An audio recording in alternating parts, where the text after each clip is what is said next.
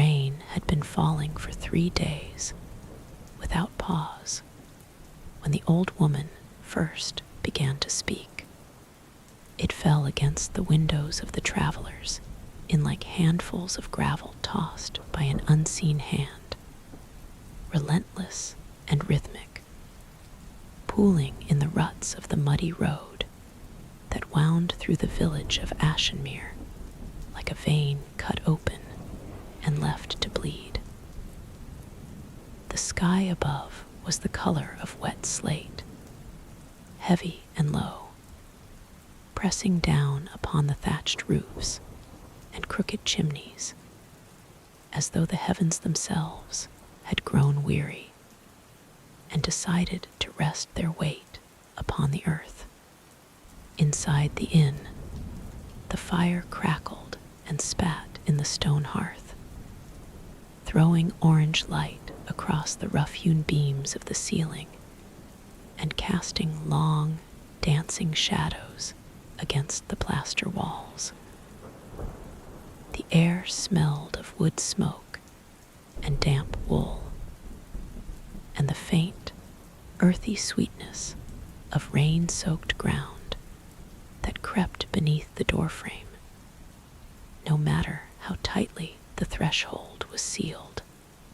There were perhaps a dozen souls gathered in the common room that evening, though gathered was perhaps too generous a word for what they were. They were stranded, more accurately, travelers caught between destinations by the sudden, furious turn of the weather, forced to shelter within these walls until the roads became passable once more. They sat at separate tables, separate corners, separate distances from one another, each wrapped in the private cocoon of their own silence. A merchant with a red face and anxious eyes kept glancing toward the window, as though the rain might at any moment recognize his impatience and take pity on him. A young couple sat close together near the fire, speaking in murmurs too quiet to carry across the room, their fingers intertwined atop the tablecloth like the roots of 2 trees that had grown tangled over many years. An old man with a beard like tangled thistledown dozed in a chair by the wall, his chin resting upon his chest, a half-empty cup of ale balanced precariously on his knee. 2 soldiers in faded regimental coats played cards without enthusiasm, their faces slack with boredom. The soft slap of cards against the table, the only sound between the thunder and the fire. And then there was the old woman. She sat in the corner farthest from the fire, wrapped in a cloak of deep indigo that seemed to drink the light rather than reflect it, her hands folded calmly in her lap. Her face was a landscape of lines, not the cruel, deep furrows of anger or suffering, but the gentle, meandering paths that time traces across a countenance that has spent many years smiling, thinking, watching. Her hair, beneath the hood of her cloak, was the color of silver washed with moonlight, and her eyes, those who bothered to look closely would have noticed, were the pale, clear gray of rainwater collected in a stone basin. She had arrived at the inn shortly before the storm reached its full fury, stepping through the door with the quiet inevitability of someone who had not been caught in the rain, but had rather been accompanied by it, as though the storm had been her traveling companion all along, and had had simply waited outside while she secured her lodging. No one knew her name. No one knew where she had come from or where she was going. She had ordered nothing but a cup of hot water, which she held between her palms without drinking, and she had spoken to no one since her arrival. It was the innkeeper's daughter, a practical girl of 17 named Marin, who finally broke the silence that surrounded the old woman.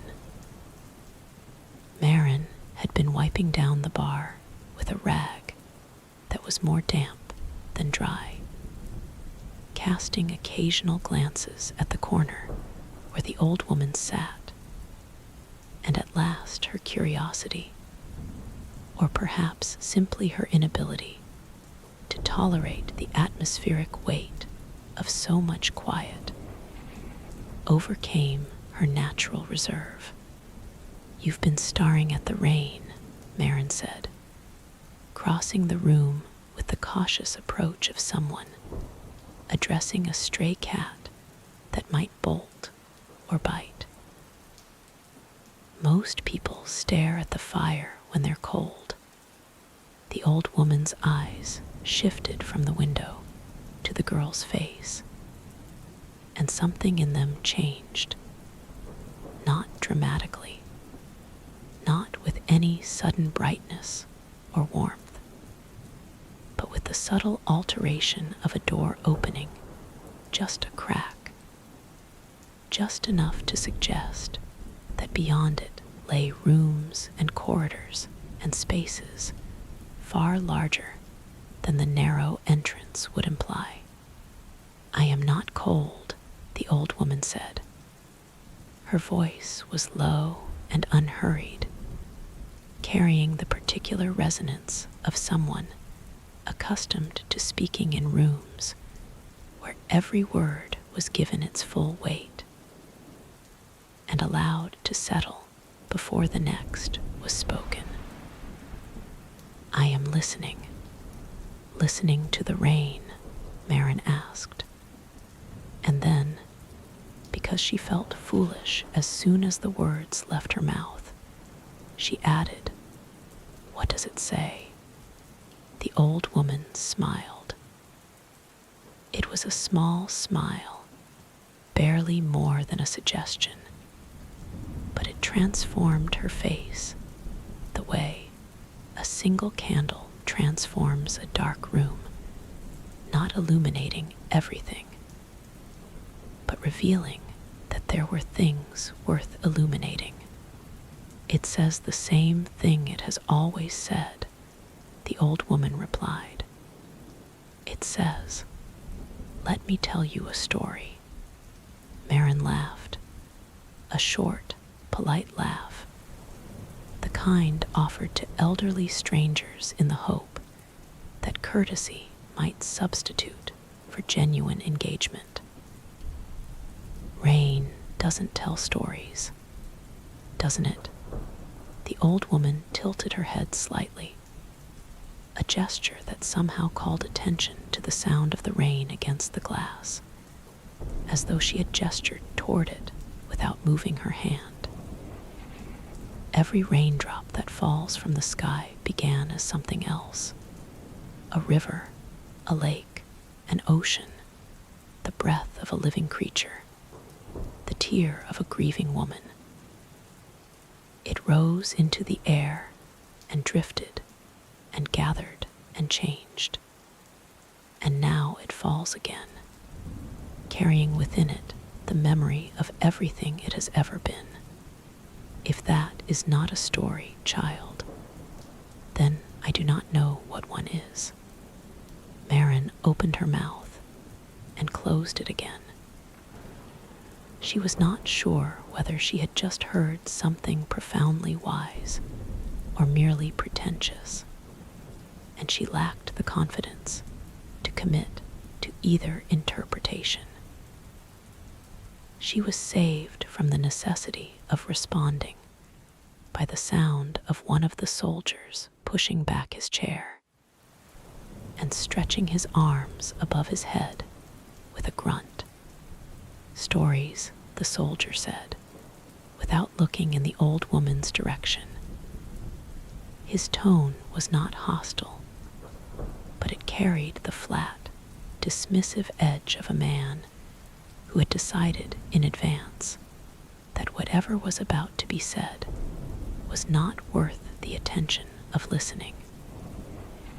Stories don't fill bellies. Stories don't mend roads.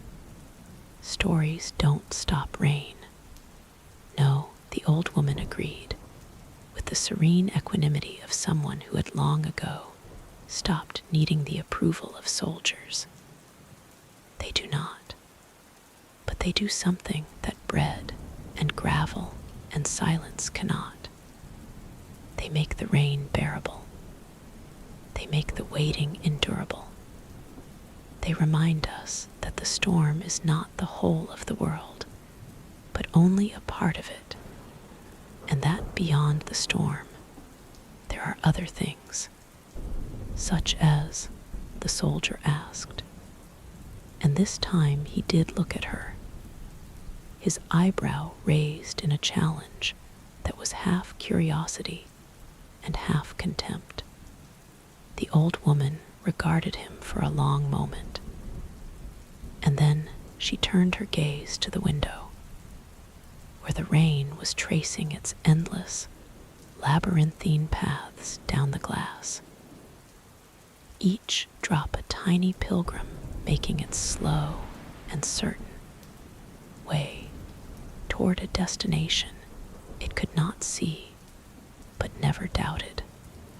"Such as a girl," she said quietly, "who once listened to the rain, just as I am listening now, and who heard in it exactly what I hear, the beginning of a story."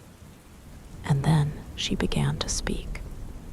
"There was once upon a time, and is it not remarkable how those words still possess the power to quiet a room, even in this age of reason and railway and gaslight?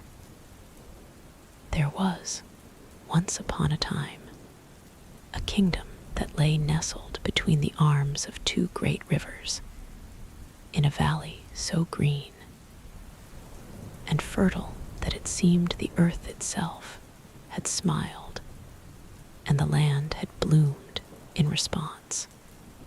The kingdom was called Ivander, and it was old, older than the stone walls that surrounded its capital city, older than the oaks that canopied its forests, older perhaps than the rivers themselves, which had carved their courses through the valley with the slow, patient deliberation of gods, sketching the outlines of a world they intended to inhabit. In the capital city of Ivander, which was called Thornhaven, there lived a man of considerable means and moderate ambition named Elias Ashford. He was not a nobleman by birth. His father had been a tanner, and his grandfather before that a shepherd, and the Ashford name, when it appeared in any record at all, was generally attached to ledgers and invoices rather than pedigrees and charters. But Elias had a gift for commerce that bordered on instinct, an almost supernatural ability to sense where money was moving, and to position himself in its path like a fisherman who knows precisely where the current will bring the salmon. By the age of 40, he had built a trading empire that spanned the length and breadth of the kingdom, dealing in wool and timber and iron, and most lucratively of all, in the fine lace for which the valleys of Ivander were renowned throughout the known world. Elias was a man who measured the world in quantities, in barrels bales and bales and coins, in the weight of cloth and the length of timber and the depth of a customer's purse. He was not unkind, nor was he cruel. He was simply someone for whom the language of feeling was a foreign tongue that he had never quite seen the value in learning. He loved his first wife, or believed that he did, in the same way that he loved his house, because it was beautiful, because it was his, because it reflected well upon him. And when she died, gently, peacefully, in the way that some good people seem to die, as though even their departure from the world is an act of consideration toward those who remain, he grieved. But his grief was a practical thing, measured and contained, expressed in the closing of a wing of the house and the ordering of a black wreath for the door and the resumption of business within a seemly interval. He had one child by his first wife, a daughter. Her name was Ilara, and it is of Ilara that this story is truly told, though the telling of it requires patience, as all true stories do. For Ilara's story is not the thin, hurried thing that most people believe they know. It is not a tale of a glass slipper and a happy ending. Or rather, it is not only those things. It is something larger and stranger and more beautiful than that, as a river is larger and stranger and more beautiful than the map that attempts to trace its course. Ilara Ashford was born on a night of rain, not the gentle, apologetic rain that occasionally graces the summer skis of Eivender, but a storm of real fury, the kind that tears branches from trees and sends rivers surging over their banks, and makes the very walls of houses shudder in their foundations. The midwife who attended the birth later said that the thunder that accompanied the child's first cry was so loud that she felt the sound in her teeth, and that the lightning that illuminated the room at the moment of delivery was so bright that for one instant the night became noon, and she could see every grain in the wooden floorboards and every vein in the infant's translucent skin. Elias, who was away on business when his daughter was born, returned 3 days later to find a healthy, quiet child with eyes of an unusual shade. Not blue, not green, not gray, but something in between. Something that shifted and changed with the light the way water shifts and changes with the sky above it. His wife, lying pale but smiling in their bed, held the child against her chest and said, "She has the look of someone who is listening." Listening to what? Elias asked, because he was a man who liked questions to have concrete answers.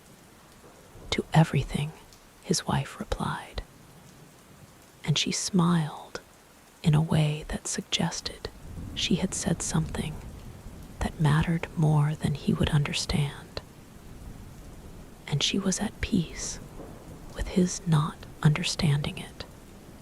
And indeed, even as a child, Ilara seemed to listen. She listened to the rain on the roof with a concentration that other children reserved for games and sweets.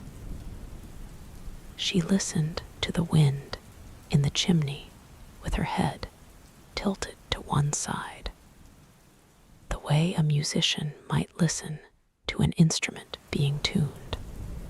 She listened to the conversations of the servants, not with the nosy eagerness of a spy, but with the quiet attentiveness of someone who understood that every person who speaks is telling a story, however small, however seemingly insignificant, and that every story deserves a witness. Her mother died when Elira was 7 years old. The illness came quietly, as the most dangerous illnesses often do. A fatigue that was attributed to the change of seasons, a pallor that was attributed to the gray winter light, a cough that was attributed to the dampness of the stone walls.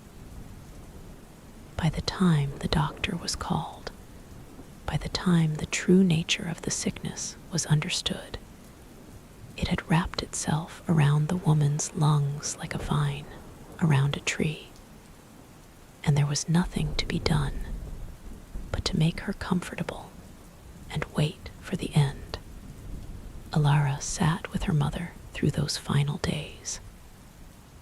She sat in a chair beside the bed and held her mother's hand and listened to the ragged sound of her breathing, to the whispered words that came between the coughing fits, to the stories that her mother told, because even dying, even in the grip of something that was stealing her breath and her warmth and her life, Elira's mother told stories. She told the story of her own childhood in a village by the sea, where the waves spoke a language that she had never forgotten. She told the story of how she had met Elias at a market day, when he had accidentally knocked over a basket of apples she was carrying, and had been so flustered by his own clumsiness that he had bought the entire basket, and then stood there holding it with no idea what to do next. She told the story of Elira's birth and of the storm that had attended it, and she said, and this was the last thing she said that Elira could clearly remember: rain is just the sky telling the earth what it has seen, my darling. Remember that. Remember to listen. And then she closed her eyes, and the rain that had been falling softly outside the window stopped, as though the sky itself had drawn a breath and held it. And in the silence that followed, Elira heard, or believed she heard, something that she would carry with her for the rest of her life. The sound of her mother's voice, not fading, not diminishing, but simply moving, the way a river moves when it rounds a bend and disappears from sight, but continues, always continues, beyond the reach of the eye. She did not weep, not then. She sat very still, holding a hand that was already growing cool, and she listened to the silence, and she stored within herself the sound of rain stopping, which is one of the loneliest sounds in the world. Elias remarried within the year. His new wife was named Marguerite, and she was the widow of a minor nobleman from the northern provinces. A woman of 32, with a figure that was still handsome, and a face that had once been beautiful, and was now something more complicated than beauty, something that combined the remnants of youthful prettiness with the sharp, determined edges of a woman who had learned, through hardship, to regard the world as an opponent rather than a companion. she had 2 daughters from her first marriage, twin girls named Beatrice and Constance, who were 14 at the time of their mother's remarriage, and who resembled their mother in the way that reflections resemble the face that produces them. Similarly, but with a flattening of detail, a loss of nuance, as though they were copies of a copy, each generation of resemblance losing some essential quality that could not be named but could be felt. Marguerite was, by all accounts, and by the honest assessment of her own nature, a practical woman. She had married Elias Ashford not because she loved him. She was not, she would have said, the kind of woman who made decisions based on something as unreliable as love, but because he was wealthy and established, and most importantly, recently bereaved, which meant that he was lonely and vulnerable, and therefore malleable in ways that a more emotionally secure man might not have been. She did not hate Alara. It would be inaccurate and unfair to say that she hated the child. What she felt was something more measured and more modern than hatred, something closer to a calculated indifference, a systematic refusal to extend emotional acknowledgement to a person whose existence complicated the neat architecture of the life she was constructing for herself and her daughters. If Alara had been a boy, things might have been different. A boy would have been an heir, a continuation of the Ashford line, a person with a defined and defensible role in the household's hierarchy. But Alara was a girl who would one day require a dowry, a girl whose presence in the household served no practical purpose that Marguerite could identify, a girl who looked at the world with those strange, listening eyes that seemed to see more than they should, and to remember more than was comfortable. Within 6 months of the marriage, Alara had been moved from her bedroom on the 2nd floor, a sunny room with windows that looked out over the garden, to a small chamber in the attic, directly beneath the eaves, where the roof sloped so steeply that she could stand upright only in the center of the room, and had to duck when she walked toward either wall. The room was cold in winter and stifling in summer, and the rain that fell on the roof above it drummed so loudly that sleep was often impossible during storms, which was, as it happened, a great deal of the time in Evander, where rain was not so much a weather event as a permanent condition of the atmosphere, interrupted occasionally by brief, suspicious periods of sunshine. Within a year, Alara had been removed from her lessons with the tutor who visited the house 3 times a week. Marguerite reasoned, and the reasoning was not without its own harsh logic, that a girl who was destined to work as a servant in her own household had no need of Latin or mathematics or history, and that the money spent on her education would be better allocated to her own daughters, whose prospects depended upon their ability to attract husbands of sufficient wealth and status. Elias, when the matter was raised, offered only a token resistance, a murmur, a frown, a vague suggestion that perhaps the tutor might continue for a little while longer, before subsiding into the acquiescence that had become his default response to any request that required him to expend emotional energy.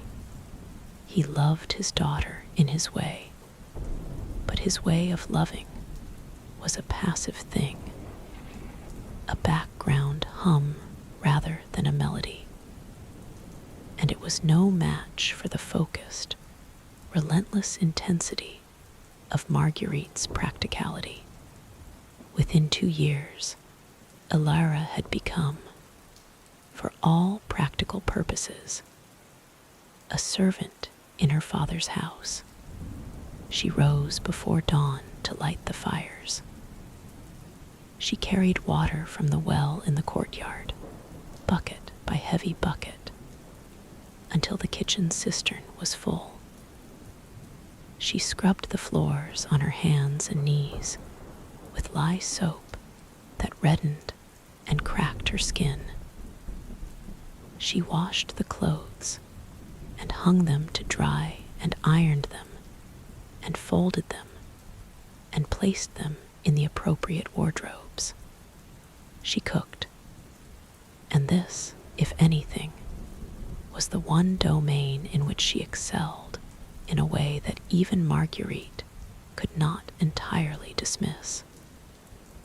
For Elara had inherited from her mother a talent for the kitchen that was almost instinctual, an ability to combine flavors and textures that transformed ordinary ingredients into something that approached, if never quite reached, the sublime. She did not complain. This is worth noting, not because complaint would have been justified. It would have been abundantly, but because the absence of complaint in the face of sustained injustice is so rare that it deserves to be examined. Elara did not complain because she had discovered, in the years since her mother's death, something that most people never discover, and that those who do discover often wish they hadn't. That suffering, when it is endured with full attention, becomes something other than suffering. It becomes a form of listening. It becomes a way of hearing the world with a clarity that comfort and happiness can never provide. She heard the house in a way that no one else did. She heard the way the stairs creaked on the third step from the bottom. Always the third, never the second or the fourth, as though the wood had developed a preference for announcing the approach of anyone who climbed them. She heard the way the kitchen clock ticked slightly faster on rainy days, as though the mechanism itself were responding to the urgency of the water falling outside.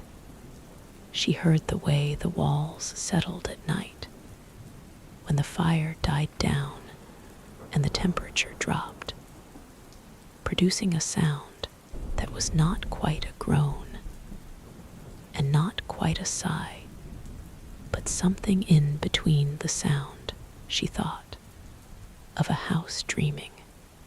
And she heard the rain. Always, always the rain. It fell on the roof above her attic room with a sound that varied with the season and the time of day and the temperature of the air.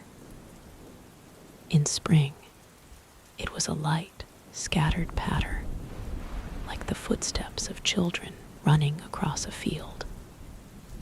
In summer, it came in sudden, violent bursts that hammered the slate tiles like fists, and then vanished as quickly as they had appeared. leaving behind a silence so complete that it felt like a sound in itself. In autumn, it was a steady, melancholy drizzle that seemed to go on for weeks without pause, wrapping the house in a cocoon of gray noise that muffled the sounds of the household and made everything feel distant and slightly unreal. And in winter, it mixed with sleet and sometimes snow, producing a complex, textured sound that was almost musical, a symphony of small impacts, each one distinct, each one contributing to a whole that was greater than the sum of its parts. Alara listened to it all, and in the listening, she found something that she could not have named if she had been asked, but that she would have recognized instantly if it had been taken from her. A sense of being connected to something larger than herself, larger than the house, larger than the village, larger even than the kingdom of Ivander. The rain that fell on her roof had fallen on mountains and forests and oceans. It had been drunk by animals and absorbed by roots and carried by rivers to places she would never see. It connected her to all of those things, and in connecting her, it reminded her that the walls of her attic room, though real, were not the whole of reality, that beyond them, beyond the cold and the drudgery and the indifference of her stepfamily, there was a world of infinite size and complexity and beauty, and that she was a part of it, even if no one in her small, circumscribed life acknowledged that fact. This is the secret that the rain told her, night after night, year after year, as she lay in her narrow bed beneath the sloping roof and listened to its endless, patient voice. You are more than they see. You are more than this. She believed it, not with the fierce, defiant belief of someone who is fighting against their circumstances, but with the quiet, settled belief of someone who has simply recognized a truth and sees no reason to dispute it. She knew that she was more than her stepfamily saw. She knew that the world was larger than the kitchen and the scullery and the attic, and she knew, because the rain had told her, that stories were the way out, not the physical way out, not the escape that involves packing a bag and walking through a door, but the deeper way out, the way out of the prison of the self as it is defined by others, the way out of the small, cramped narrative that Marguerite and Beatrice and Constance had written for her, and into which they had attempted to confine her. She told herself stories. This was her secret, her treasure, her one true inheritance from her mother. In the quiet hours after the household had gone to sleep, when the fire had been banked and the candles extinguished, and the only light came from the occasional flash of lightning beyond the window, Alara would lie in the dark and tell herself stories, long, elaborate, intricately constructed narratives that unfolded in her mind like tapestries being woven by invisible hands. She told herself stories about the rain itself, about where it had been and what it had seen, about the cities it had washed and the ships it had battered, and the deserts it had resurrected with its sudden, miraculous appearance. She told herself stories about the people who had lived in her house before her, the family that had built it, 3 generations of candle makers whose wax still sometimes oozed from the cracks in the chimney bricks on very hot days, filling the attic with a scent of honey and tallow that Alara found inexplicably comforting. She told herself stories about the servants who had worked in the kitchen before her, a cook who had fallen in love with a passing soldier and had left in the middle of the night without giving notice, a scullery maid who had turned out to be a thief and had been discovered hiding a silver candlestick in her petticoat, a butler who had been discovered to be a woman in disguise and whose real identity had never been determined.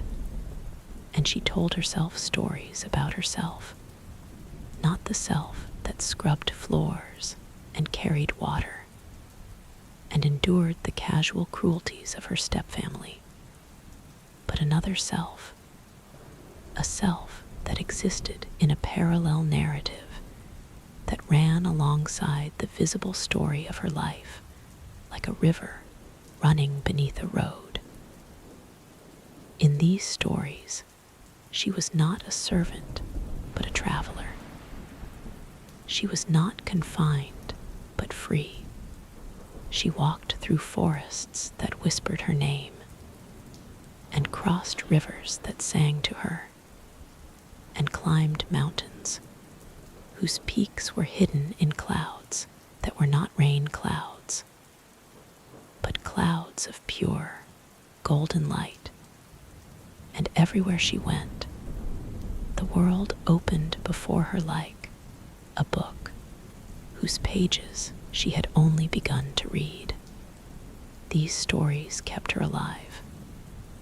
That is not an exaggeration, and it is not melodrama. They kept her alive in the way that food and water and shelter keep a person alive, by providing something essential that the body and the spirit cannot function without.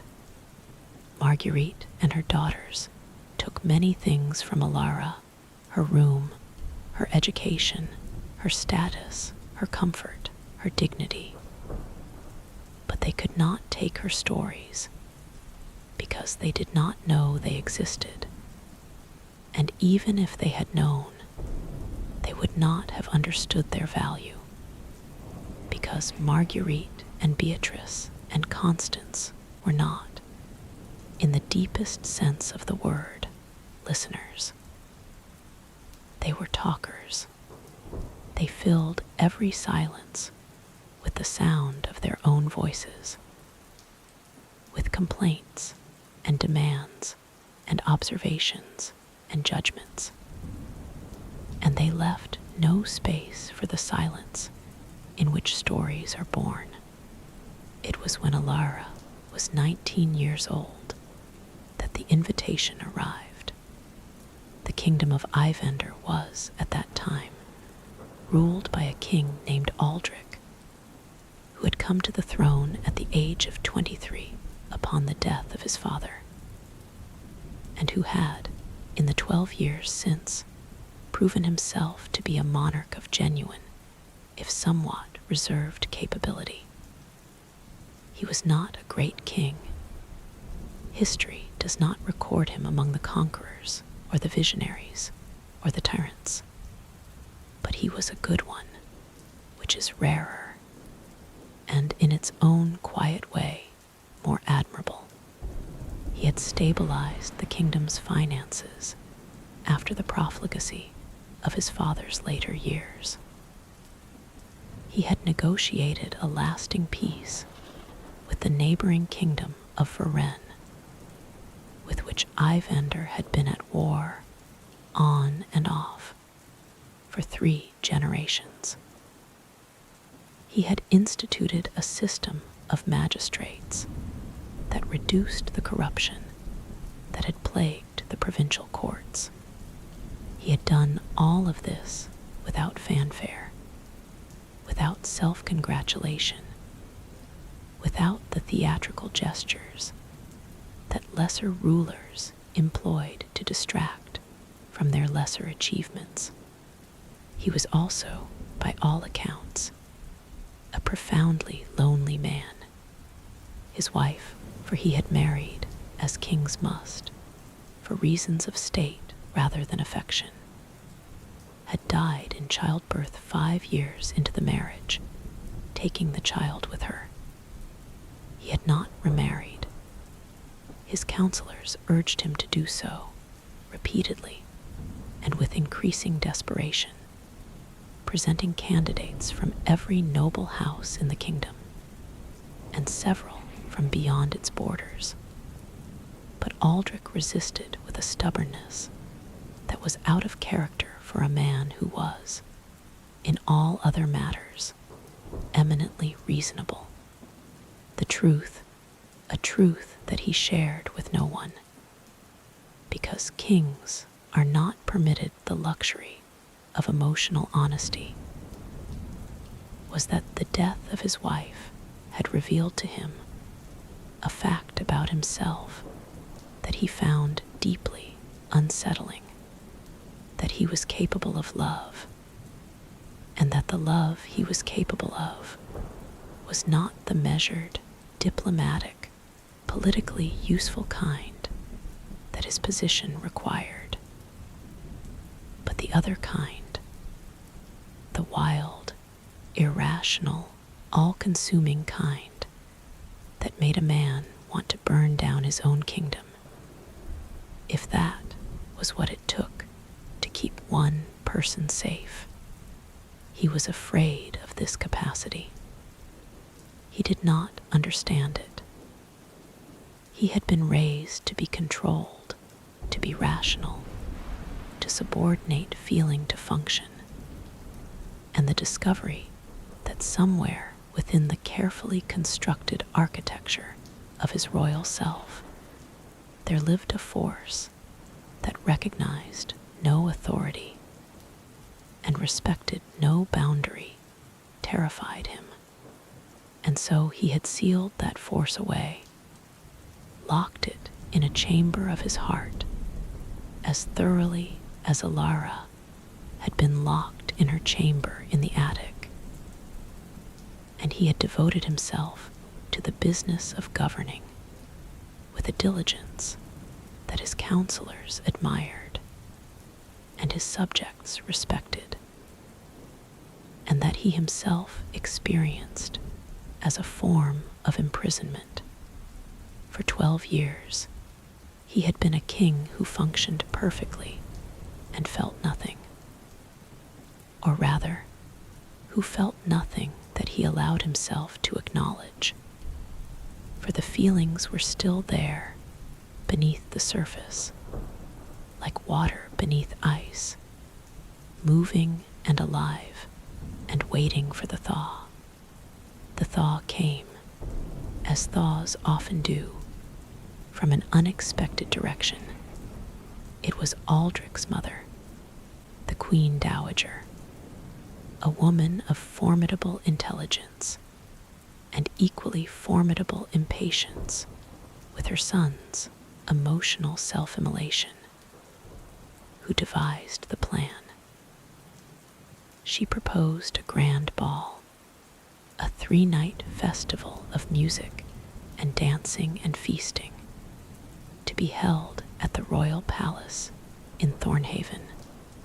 The invitation would be extended not only to the nobility, but to every household of substance in the kingdom.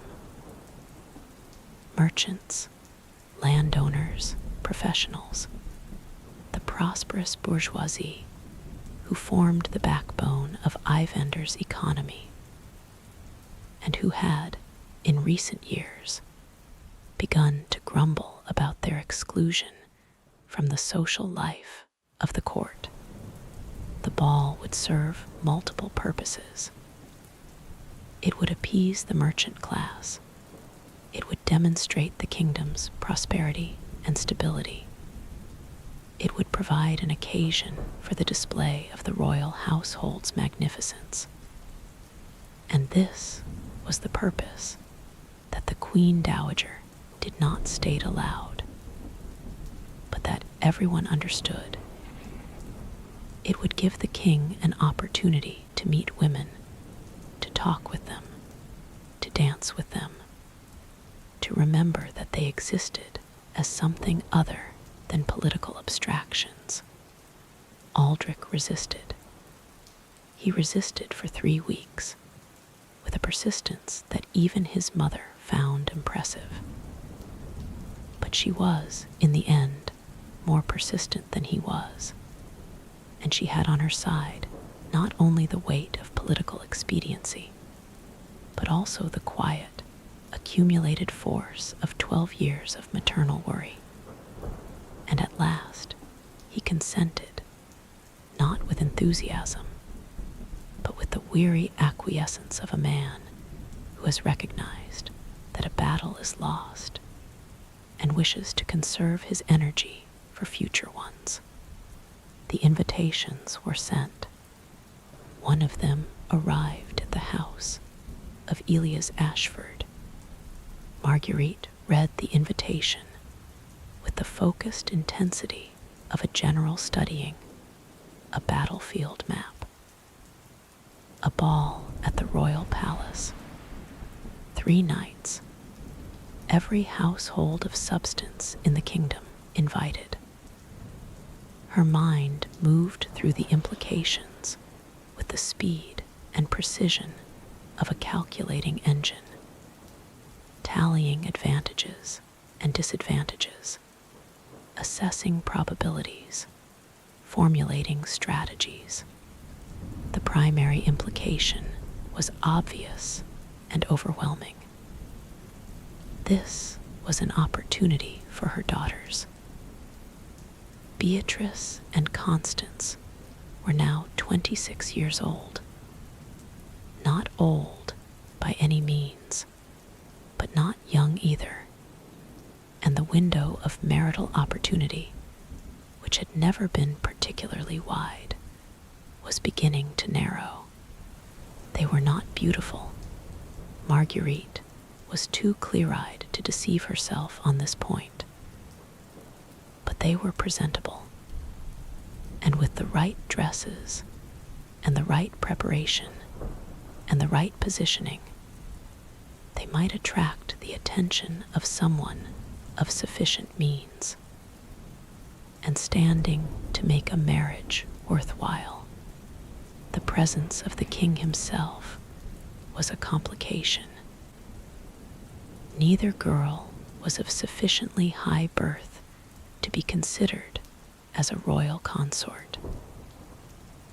But the ball would be attended by counts and barons and wealthy landowners, and any one of them would do. The secondary implication was less welcome. Alara would have to be considered. Marguerite did not want to take Alara to the ball. Everything in her resisted the idea with a visceral force that surprised even her.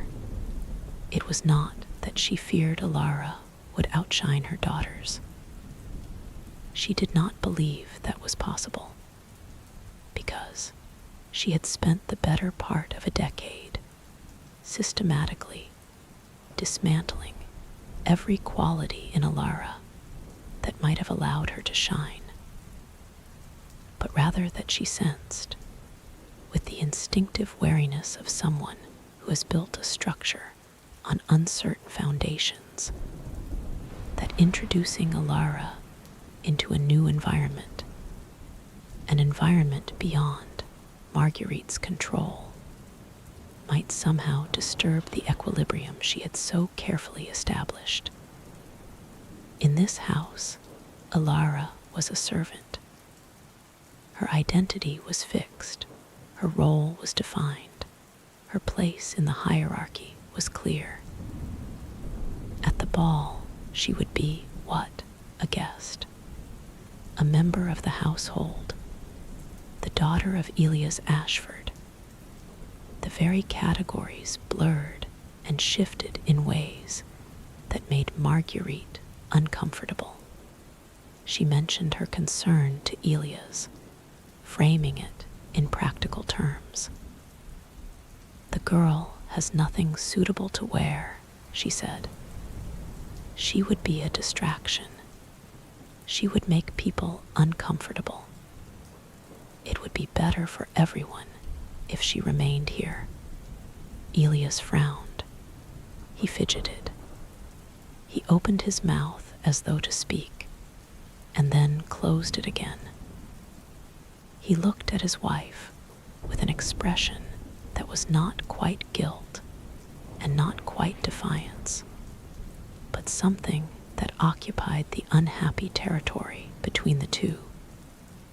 The expression of a man who knows that he is failing to do the right thing, but lacks the courage to do it. "She is my daughter," he said, and the words came out smaller than he had intended, as though they had shrunk during the journey from his mind to his mouth. "Of course she is," Marguerite said smoothly, "and she will be well cared for here. We will bring her back something from the feast, a sweetmeat, perhaps, or a ribbon. She will be quite happy." And that, as it turned out, was the end of it. Elias Ashford, who could negotiate the price of 1,000 bolts of lace without blinking, who could face down a rival trader in a market dispute with steely composure, who could navigate the complexities of international trade with the skill of a diplomat, could not face his wife's certainty with anything more than a murmur and a frown. And so his daughter was left behind. The preparations for the ball consumed the household for the better part of a week. Dresses were commissioned, elaborate confections of silk and satin and tulle that arrived from the dressmaker's shop in tissue paper and cedar shavings, rustling with the expensive sound of wealth made wearable. Beatrice's dress was a deep crimson that clashed with the ruddiness of her complexion, but that she had chosen because she had read somewhere that crimson was the color of passion, and she wished to be associated with passion, however inaccurately. Constance's was a pale blue that suited her coloring better, but that made her look, as the kitchen maid observed in a whisper that was not quite quiet enough, like a washed-out version of the sky on a cloudy day. Shoes were purchased. Gloves were fitted. Hair was arranged and rearranged and arranged again by a hairdresser who was summoned from the city and who charged prices that made even Marguerite wince, though she hid the wince behind a smile that she had practiced for many years in front of the mirror, and that conveyed nothing of what she felt. Alara watched the preparations with the quiet attentiveness that characterized everything she did. She ironed the dresses. She pressed the gloves. She polished the shoes. She helped Beatrice with her buttons and Constance with her collar, and Marguerite with her necklace. And she did all of this with the same calm, unhurried efficiency that she brought to every task, neither resenting the work nor pretending to enjoy it. simply doing it because it was there to be done, and she was the one to do it.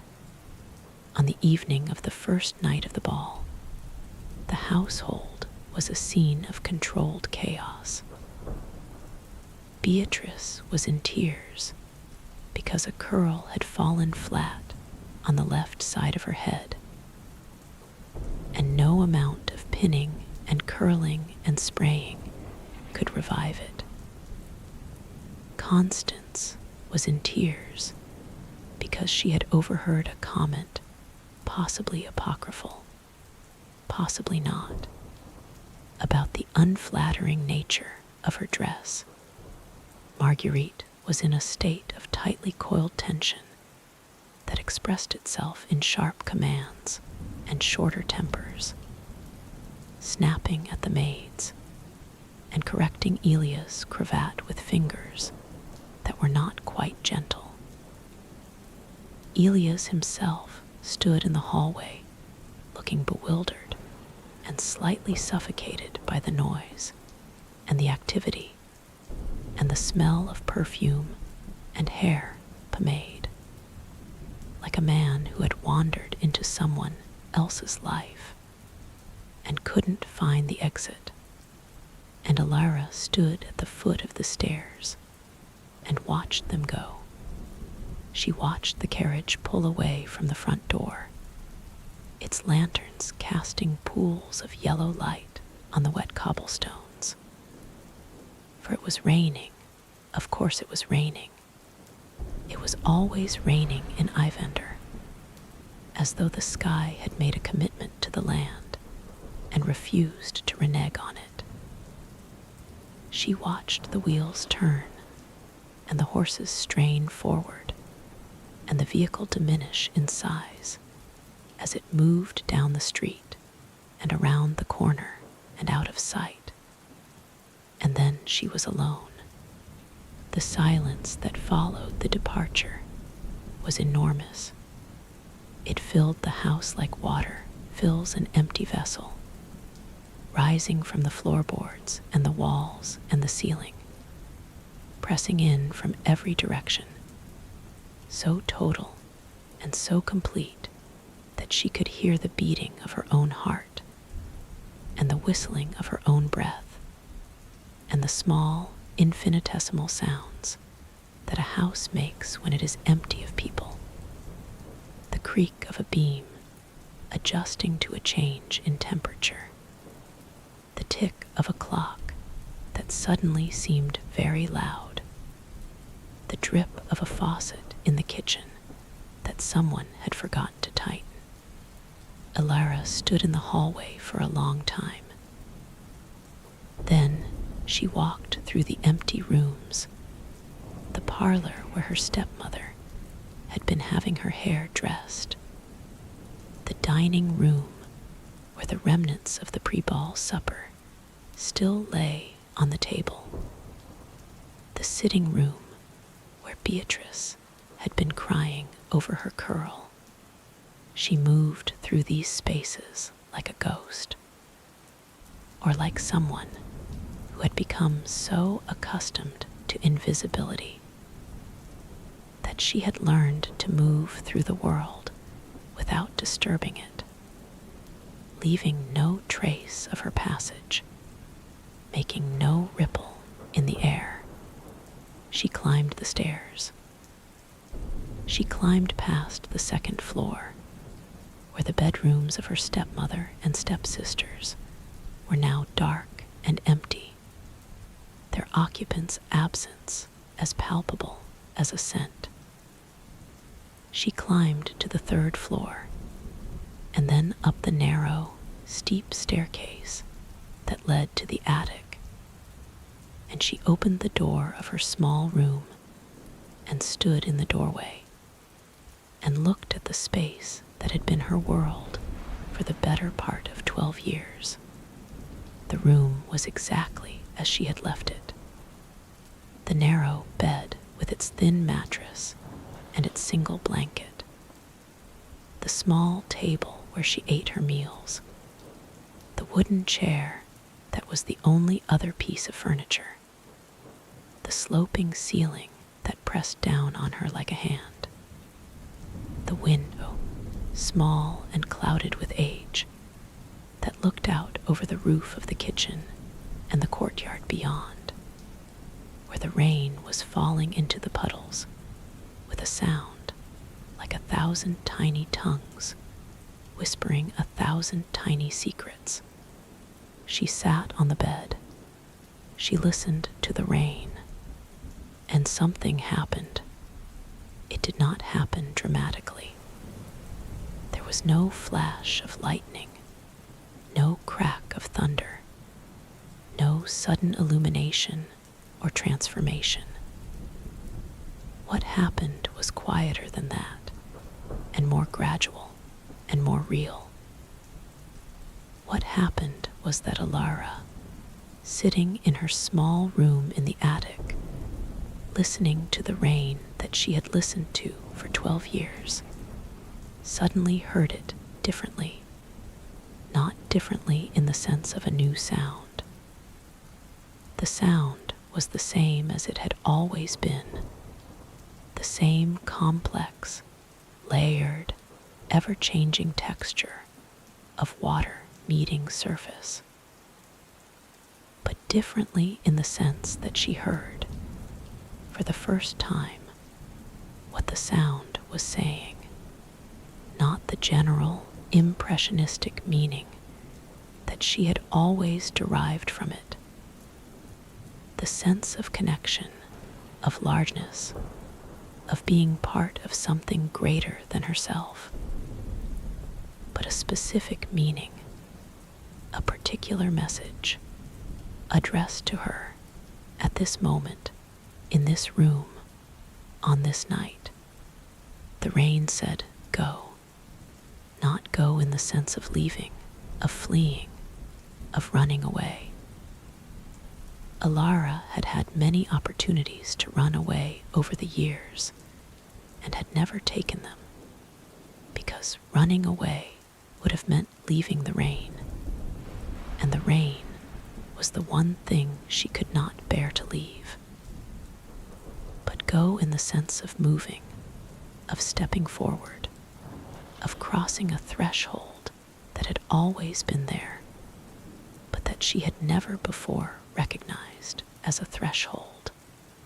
Go, the rain said, not away from something, towards something.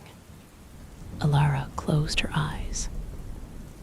She felt the rain's words settle into her like water into dry ground, and she felt something shift inside her, not dramatically, not with the force of an earthquake, but with the quiet, fundamental shift of a seed recognizing that the time has come to crack open and send a root downward and a shoot upward, that the long season of dormancy has ended and the season of growing has begun. She opened her eyes. She stood up. She walked to the window and looked out at the rain, and the rain looked back at her, if rain can be said to look, and she understood, with a clarity that was beyond question and beyond doubt, that she was going to the ball. How she got there is the part of the story that most people find difficult to believe, and it is true that the details, as they have been passed down through the years, have accumulated a certain amount of embellishment. A fairy godmother, a pumpkin, a transformation as sudden and dramatic as a magic trick. The truth, as is usually the case, was both more ordinary and more extraordinary than the legend. The truth is that Alara walked to the ball. She walked through the rain in her ordinary dress, with her ordinary shoes, carrying nothing but herself. She walked out the back door of the house and through the garden, which, in the rain and the dark, was a place of extraordinary beauty.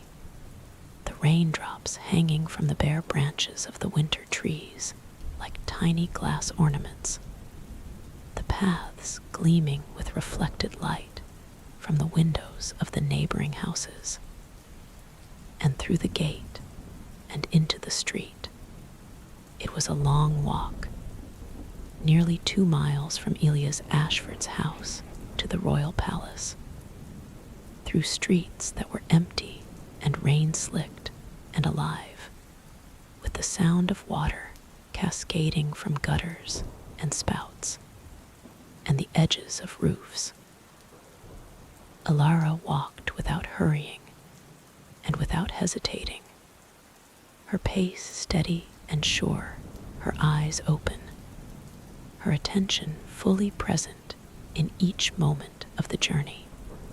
She felt the rain on her face and in her hair and on her hands, and she felt it not as an assault, but as a greeting, as though the sky were saying, "I have been waiting for you.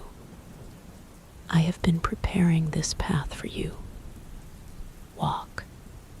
She arrived at the palace gates as the clock was striking 9.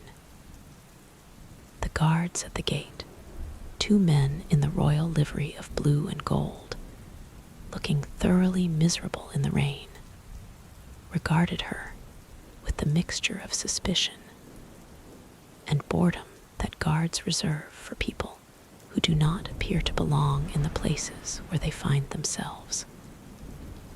She was wearing a plain gray dress, soaked through by the rain, her hair plastered to her head, her shoes muddy and waterlogged. She did not look like someone who had been invited to a royal ball. She looked like someone who had wandered away from a workhouse. "I have an invitation," Alara said. Her voice was calm and clear, and it carried through the rain with a precision that surprised even her. The household of Elias Ashford. The guards exchanged a glance. One of them, the older of the 2, a man with a gray mustache and the heavy-lidded eyes of someone who had seen too much to be easily surprised, consulted a list that was clipped to a board beneath the shelter of the gatehouse. He ran his finger down the names, found Ashford, and noted that 4 members of the household had been invited. 4 members were already inside. There was no provision for a 5th. 4 from the Ashford household have already entered, the guard said, without looking up from his list. "They are my stepmother and stepsisters," Alara said, "and my father. I am Alara Ashford. I am the daughter of the house." The guard looked at her. He looked at her gray dress and her muddy shoes and her rain-soaked hair, and then he looked at the list in his hand, and then he looked at her again, and something in his face changed, not softened exactly, but shifted, the way a landscape shifts when a cloud moves away from the sun and reveals colors that were there all along, but hidden. "The Ashford invitation specifies 4, he said, but his voice had lost its edge of dismissal, and there was something in it now that had not been there before, a hesitation, a willingness to be persuaded, a crack in the wall of protocol through which something human could be seen. "I know," Alara said, "but I am here all the same, and I am not asking to take someone else's place. I am asking to take my own." The guard was quiet for a moment. The rain fell between them, drumming on the gatehouse roof and pooling in the cobblestones and running in small rivers through the gutter. The younger guard shifted his weight and opened his mouth to say something, something dismissive, something definitive, something that would close the door that the older guard's hesitation had opened. But the older guard raised his hand, just slightly, just enough to silence his companion. And then he did something that was, by the standards of his position and his training, quite remarkable. He stepped aside. "Go in," he said. "If anyone questions you, tell them that Sergeant Mallory let you through. And if they have a problem with that, and here a faint, dry smile crossed his weathered face, they can take it up with me in the morning when I've had my coffee." The Palace of Thornhaven was not, by the standards of the great capitals of the world, an imposing structure. It was not the sprawling, fortress-like complex that characterized the royal residences of Varennes, or the gilded, ostentatious palace that the Emperor of the Southern Isles had constructed on the profits of his spice trade.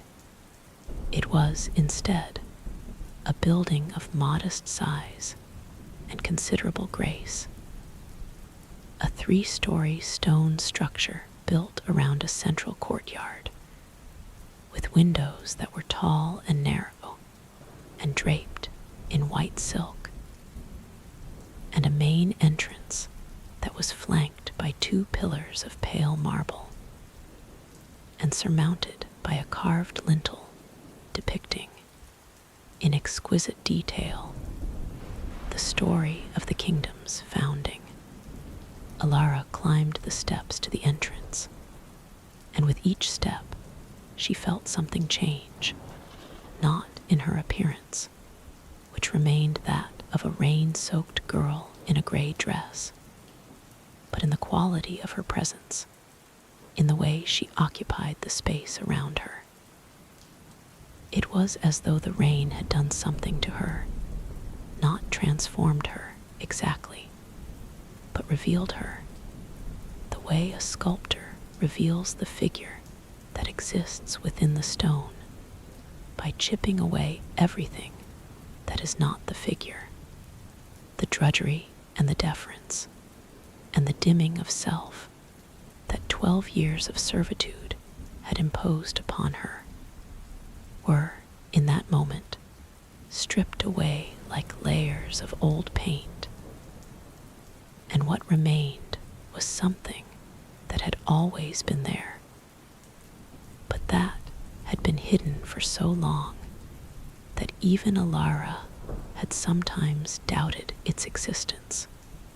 She was luminous, not in the way that a candle is luminous, or a jewel, or a flame, luminous in the way that certain people are luminous, not because of anything they wear or any effort they make, but because of something they are, something that emanates from within them, and that affects everyone who comes into their vicinity like a warmth or a scent. It was not beauty, though she was beautiful. Or rather, it was beauty, but beauty of a kind that had nothing to do with the arrangement of features, and everything to do with the quality of attention that a person brings to the world. Alara, standing at the entrance to the royal palace in her wet gray dress, was more beautiful than any woman inside, not because of her face or her figure, but because of the way she looked at the world, with those strange, rain-colored eyes that saw everything and judged nothing, and received every impression with the same open, undefended attentiveness. The footman at the door stared at her. The major domo, who managed the reception line, stared at her. The guests who were arriving behind her stared at her. And then, because she was standing in the doorway, and the doorway was not a place where one could stand indefinitely without causing a disruption, she moved forward into the palace, and the world parted around her like water around a stone. The great hall of the palace had been transformed for the ball. Thousands of candles burned in crystal chandeliers that hung from the ceiling on chains of gilded iron, filling the room with a light that was warm and steady, and that made the air shimmer as though it were alive. The floor was polished to such a high gloss that it reflected the candlelight like a dark mirror, and the walls were draped in fabric of deep blue that matched the royal livery, and gave the impression that the room was enclosed not by stone, but by the night sky itself. A musician's gallery had been erected at one end of the hall, and from it came the sound of a string quartet playing a waltz. A slow, stately waltz that seemed to pull the air through the room in great, sweeping currents, carrying the dancers in its embrace. Alara stood at the edge of the ballroom and watched. She watched the way the dancers moved together and apart, the women's dresses flaring and settling like flowers opening and closing, the men's coats cutting dark arcs through the candlelit air. She watched the way the light fell on the crystal goblets that lined the buffet tables, fracturing into tiny rainbows that danced and shimmered on the white tablecloths. She watched the way the guests talked and laughed and whispered and glanced, each one performing the elaborate social choreography that such events required, each one wearing the mask that such events demanded, each one, perhaps, hiding behind that mask a self that was different from the self that the mask displayed. She saw her stepmother.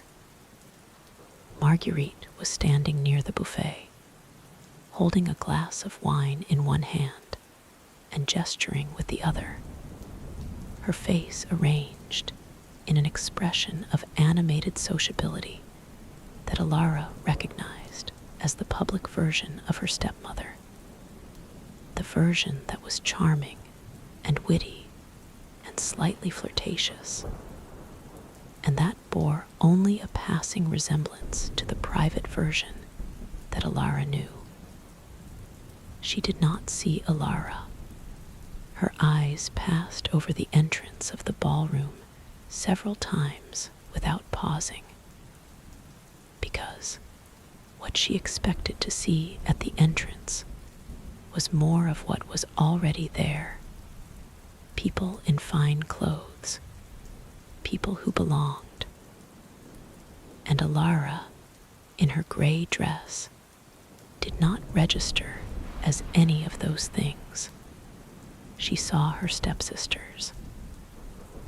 Beatrice was dancing with a man who appeared to be approximately twice her age, and who looked as though he would rather be anywhere else. his face wearing the fixed, polite smile of someone enduring a social obligation. Constance was standing against the wall near the musicians' gallery, sipping something from a glass and watching the dancers with an expression that Alara recognized, because she had seen it in her own reflection often enough. The expression of someone who is present at an event, but not part of it, who is watching the celebration from the outside, separated from it by an invisible barrier that no amount of fine clothing or careful grooming could breach. She did not see her father. She looked for him, scanning the room with the practiced attention of someone who had spent years noticing things that others overlooked. But he was not visible, and she suspected that he had retreated to a card room or a smoking lounge or some other space where the noise and the crowd and the pressure of social performance could be escaped. And then she saw the king. He was standing at the far end of the ballroom, on a slight raised platform that had been positioned so that he could see and be seen. And he was, there is no other way to say it, miserable. His face, which was handsome in a severe, angular way, with high cheekbones and a strong jaw and dark eyes that were set deep beneath a prominent brow, wore an expression of such profound boredom and resignation that Alara felt a sudden, unexpected surge of sympathy for him.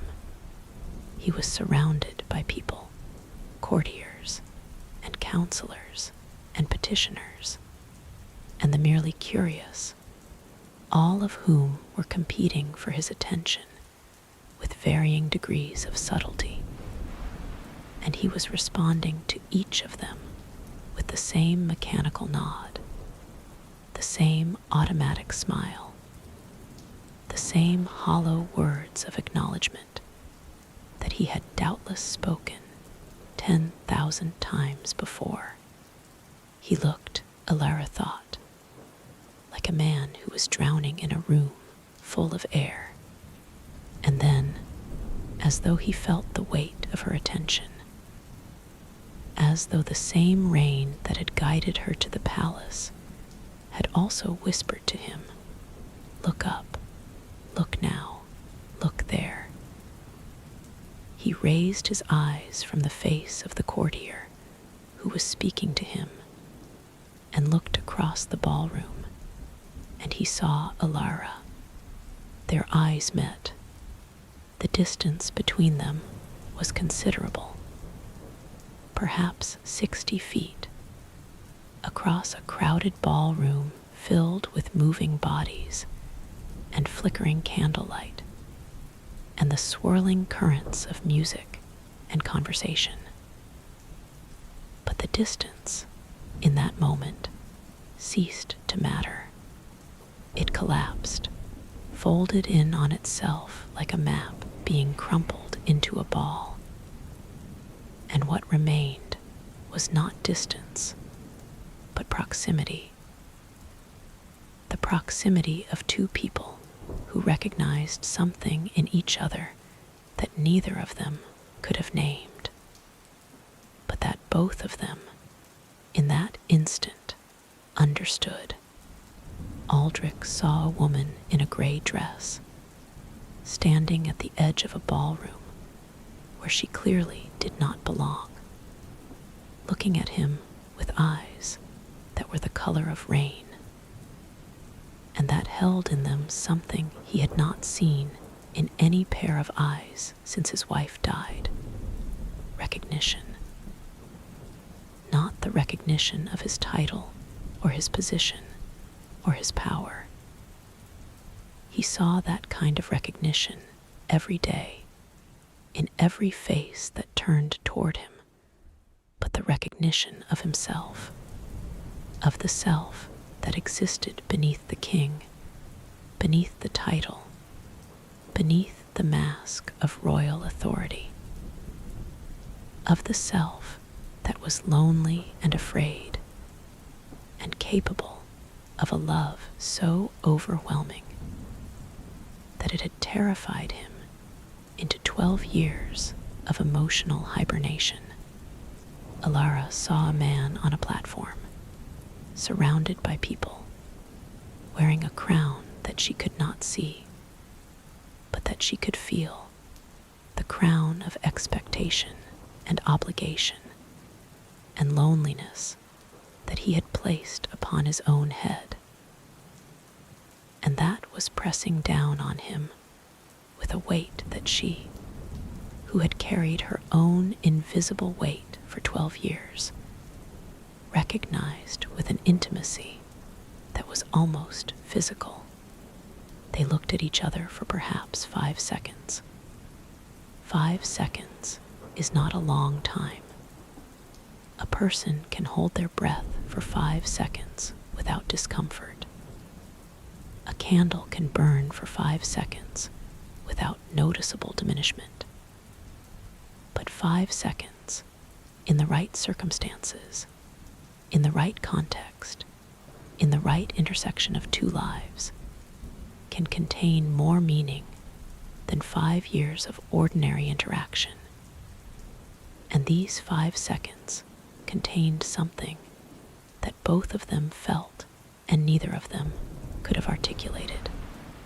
Then the courtier who was speaking to the king shifted his position, moving slightly to the left, and the line of sight between Alara and Aldrich was broken, and the moment passed.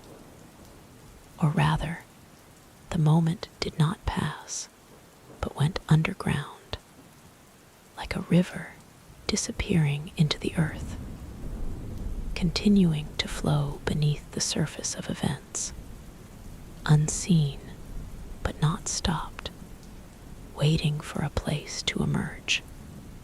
What happened next has been told and retold so many times, and in so many ways that the truth has become tangled with the legend, like two vines growing around the same trellis, each one drawing sustenance from the other, each one impossible to separate without killing both.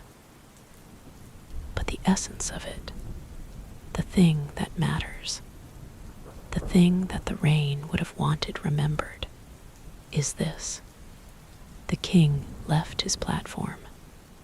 He left it in the middle of a conversation with a count who was describing, in laborious detail, a problem with the drainage on his country estate, left it without excuse or explanation, simply turning and walking down the steps from the platform, and moving through the crowd with a directness of purpose that caused the courtiers to part before him like grass before a wind, because there was something in his bearing, a quality of intent, of focus, of a man who has finally decided to move in a direction that matters, that communicated itself to everyone in his vicinity, and that produced, in response, an instinctive desire to get out of his way. He crossed the ballroom. He reached the edge of the room where Alara was standing. He stopped, and for a moment, they simply looked at each other again, at a distance of perhaps 3 feet this time, close enough to see the details that 60 feet had obscured, the raindrops that still clung to her eyelashes, the slight tremor of her lower lip, the way her hands, at her sides, were clasped together so tightly that the knuckles were white. "You are not wearing what the others are wearing," the king said. And then He almost laughed, not because the observation was funny, but because it was so manifestly inadequate to the enormity of what he was feeling that it struck him as absurd. A grain of sand offered as a description of the ocean. "No," Alara said, "I am not." "You are wet," he said. "Yes, it is raining." "Yes." A pause. The music played. The dancers danced. The candles burned. And in the small, still space between the king and the woman in the gray dress, something was happening that neither of them could have stopped even if they had wanted to. And neither of them wanted to. "Will you dance with me?" Aldrich asked. It was not the question that a king was supposed to ask. It was not the question that the protocol of the ball required. There were formalities, introductions, the presentation of a card, the acknowledgement of rank and station. But Aldrich had spent 12 years doing what he was supposed to do.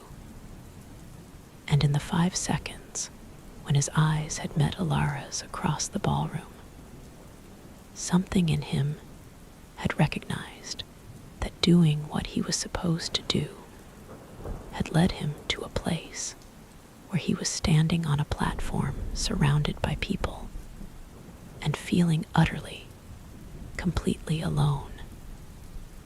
And that doing something different, something unprecedented, something slightly reckless, something that his counselors would have described as dereliction of duty, and that his mother would have described as the most interesting thing he had done in a decade, might lead him somewhere else. Alara looked at him. She saw the crown that he carried, not the physical crown, which was locked in a vault and worn only on formal state occasions, but the invisible one, the one made of loneliness and duty and fear. And she saw beneath it the man who was afraid of his own capacity for love, the man who had sealed away his feelings like a ship sealed in a bottle, the man who was, at this moment, standing in front of a stranger in a wet gray dress and asking her to dance with a vulnerability that no king should display, and that no king, in Alara's experience, ever had. "Yes," she said. He offered her his hand. She took it. His hand was warm and dry, the hand of a man who had been standing indoors for hours, untouched by the rain that had soaked her to the skin. And the contrast between the warmth of his hand and the coldness of her own was so sharp and so immediate that she felt it not as a sensation, but as a story. The story of two different worlds touching, meeting, recognizing each other. He led her onto the dance floor. The musicians, who had been playing the same waltz on a loop for the better part of an hour, saw the king step onto the floor with a woman no one recognized. And something in the collective instincts of the quartet caused them to shift, almost imperceptibly, into a different piece. Not a waltz, but something slower, something more intimate, a melody that seemed to have been composed not for a ballroom, but for a quiet room and a single listener, a melody that unwound like a thread from a spool, drawing the two dancers together with a gentleness that was almost gravitational. They danced. Alara could not dance, not in any formal sense. She had never been taught, had never had the opportunity to learn, had never so much as stepped onto a dance floor before this night. But the rain had taught her something that dancing lessons could never have taught her: how to listen. And she listened now to the music, to the rhythm of the king's movements, to the subtle pressures and releases of his hand on hers, and his hand on her waist. And she followed where the music led, not with the mechanical precision of a trained dancer, but with the organic, responsive grace of someone who is not performing a set of learned steps, but participating in a conversation, a dialogue between two bodies and the music that moved them. Aldrich, who had danced with hundreds of women at balls and state dinners and diplomatic functions, with duchesses and princesses and the wives of foreign ambassadors, had never danced with anyone who danced like this. The women he had danced with had been skilled, many of them impeccably so, but their skill was a performance, a display, a demonstration of accomplishment that was intended to be admired. Alara's dancing was not a performance. It was a response. It was the physical expression of the same quality of attention that characterized everything she did. A total, unself-conscious presence in the moment. A giving of herself to the experience without reservation or calculation. A willingness to be led that was not submission, but trust. They moved across the floor, and the other dancers, those who noticed them, which was, by this point, nearly everyone, drew back, creating a space around them that was not quite a circle, and not quite a clearing, but something in between, a zone of silence and stillness in the midst of the music and the movement, as though the ballroom itself had recognized that something was happening that required room. Marguerite saw them. She was still standing near the buffet, still holding her glass of wine, still performing the role of the charming society matron, when her gaze drifted, as gazes will, to the dance floor, and she saw the king dancing with a woman in a gray dress, and she saw the woman's face, and she recognized it. The recognition hit her like a physical blow. She felt the blood leave her face and rush to her hands, and the glass in her hand trembled, and for one terrible, vertiginous moment, she felt the ground shift beneath her feet, as though the foundations of the world she had built were not as solid as she had believed. It was Alara. It was the girl she had left behind in the attic, the girl she had dismissed as insignificant, the girl whose presence at the ball she had specifically and deliberately prevented. And Alara was dancing with the king. Beatrice saw them too, and Constance, and their reactions were different from their mother's, but no less intense. Beatrice with a flare of jealousy that was so pure and so fierce that it distorted her face into something ugly, and Constance with a look of wonder that she tried and failed to hide, because beneath the layers of entitlement and self-absorption that her mother had cultivated in her, there was still, buried deep, a capacity for recognition, for seeing something beautiful and acknowledging it, even if that beauty belonged to someone she had been taught to regard as beneath her. But Alara did not see them. She did not see anyone. She saw only the king and the space between them, and the music that filled that space like water fills a vessel, and the rain that she could hear, even through the walls of the palace and the noise of the ballroom, falling on the roof above them with its eternal, patient voice. They danced, and the world around them diminished, and the space between them shrank, and the music swelled, and the candles burned, and the rain fell.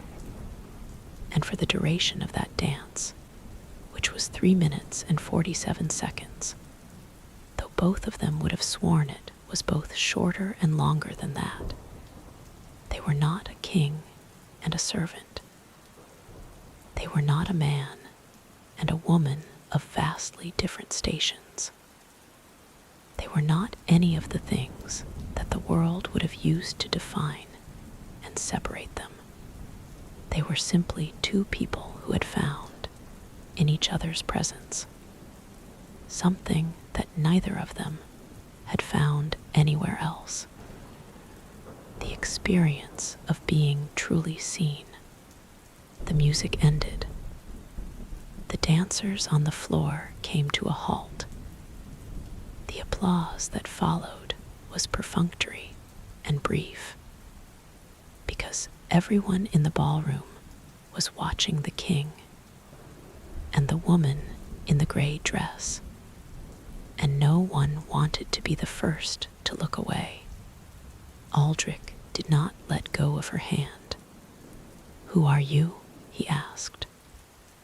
His voice was quiet, and it carried in the silence that had followed the music with a clarity that made every word distinct.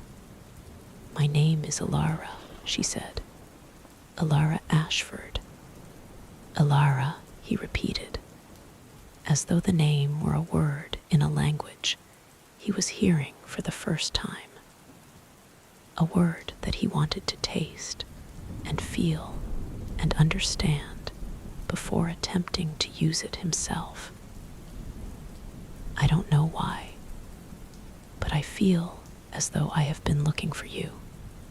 Alara looked at him, and in his eyes she saw the same thing that she had seen when their eyes had met across the ballroom.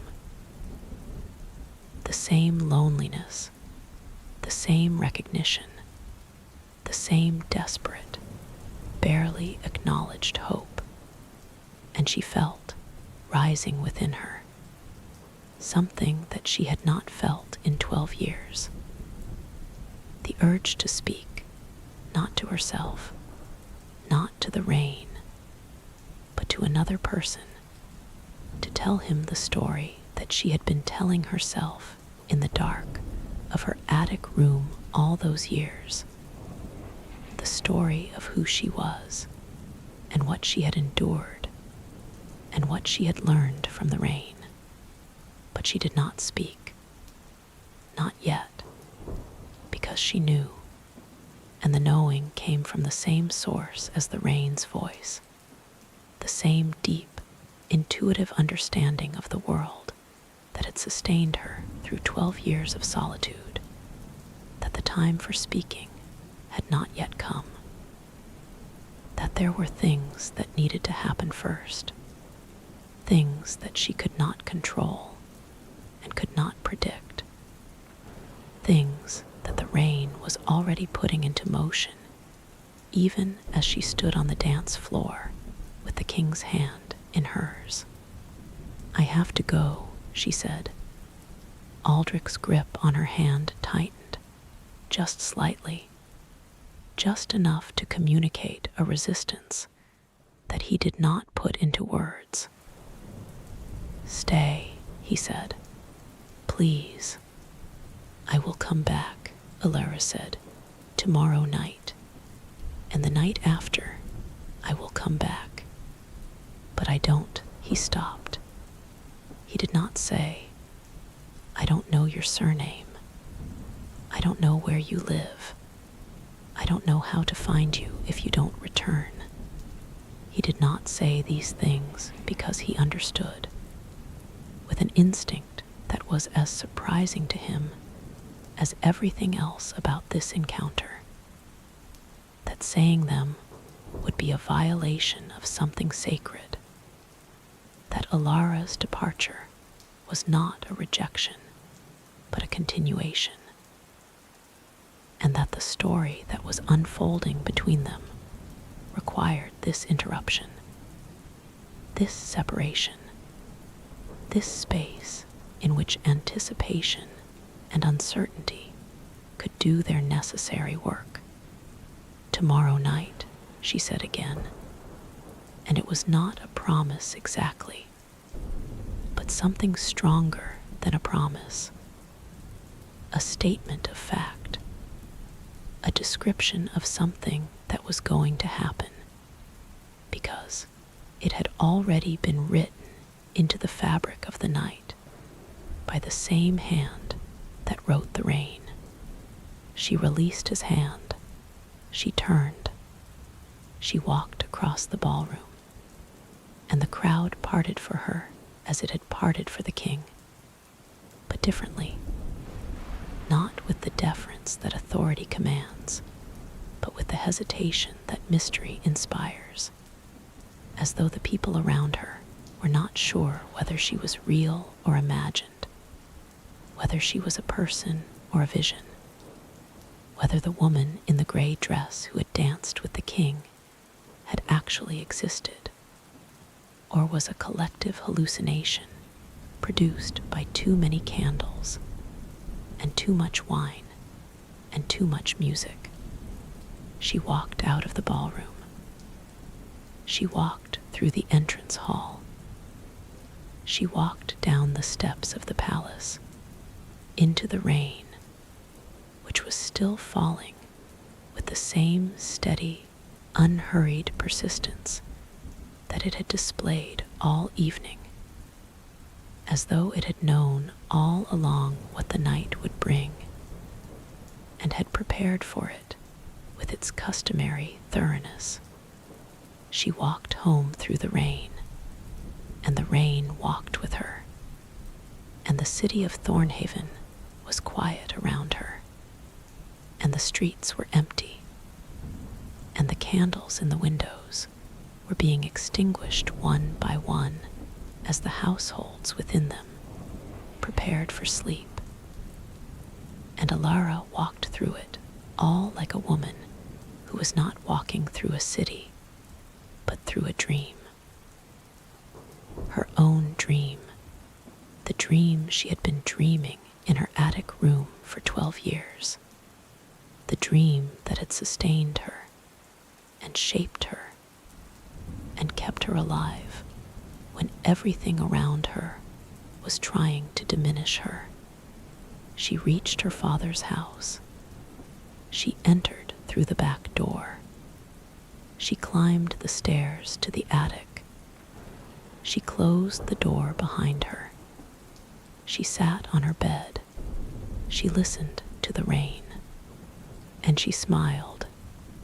It was a small smile, barely visible in the darkness of the unlit room, but it was there, a smile that contained within it the entirety of the evening's experience, compressed and concentrated like a beam of light focused through a lens, a smile that said, "I was seen.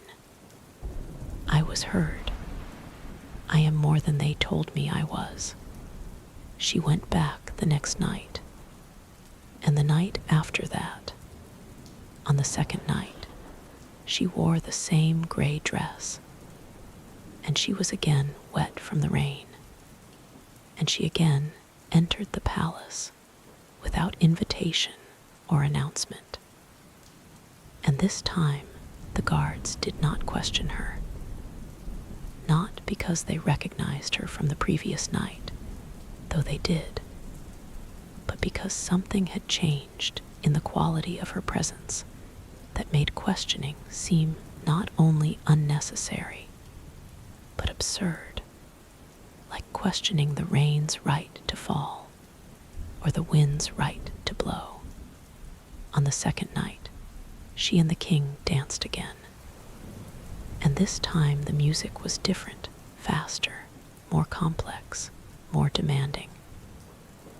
And Alara followed it with the same intuitive grace she had displayed on the first night, but with an added dimension now, a depth that came from the knowledge that what was happening between them was not a single moment, but a continuing story, a narrative that was building towards something that neither of them could see, but that both of them could feel, the way a person can feel a storm approaching before the first drop of rain falls. They talked between the dances, not about anything of consequence, not about politics or statecraft or the arrangements of their respective lives, but about small things, ordinary things, the kinds of things that people who are just beginning to know each other talk about when they are more interested in the act of talking than in the content of what is said. He asked her about the rain, whether she had always lived in Ivender, whether she was accustomed to so much of it, and she answered him with a seriousness that surprised him, because she treated the question not as a casual remark about the weather, but as a genuine inquiry about something that mattered. And her answer, which was long and thoughtful, and touched on things that he had never considered, such as the idea that rain was a form of memory, and that every raindrop contained the story of its journey, made him look at her with an expression that was not quite admiration and not quite bewilderment, but something that combined elements of both. She asked him about the palace, not the architecture or the decorations, but the sounds, because she had noticed, with the attentiveness that characterized her, that the palace had its own soundscape, a complex texture of ticking clocks and settling stones and distant footsteps, and the faint, ever-present whisper of air moving through corridors and around corners, and through spaces that were invisible but not empty. And he, who had lived in the palace for his entire life and had never once thought about its sounds, found himself listening to her description of what she heard and realizing, with a shock that was almost physical, that she was describing his home more accurately than he ever had, not the home that he saw, but the home that he inhabited, the home that he felt without knowing that he felt it, the home that had been the background of his life for so long that he had stopped noticing it, the way a person stops noticing their own heartbeat.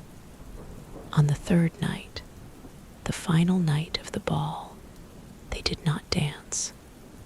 They sat together on a bench in the palace garden, which was, improbably and wonderfully, open to the rain. The garden was a walled enclosure behind the palace, planted with trees and shrubs that were bare in the winter season, but that had a beauty of their own in their bareness.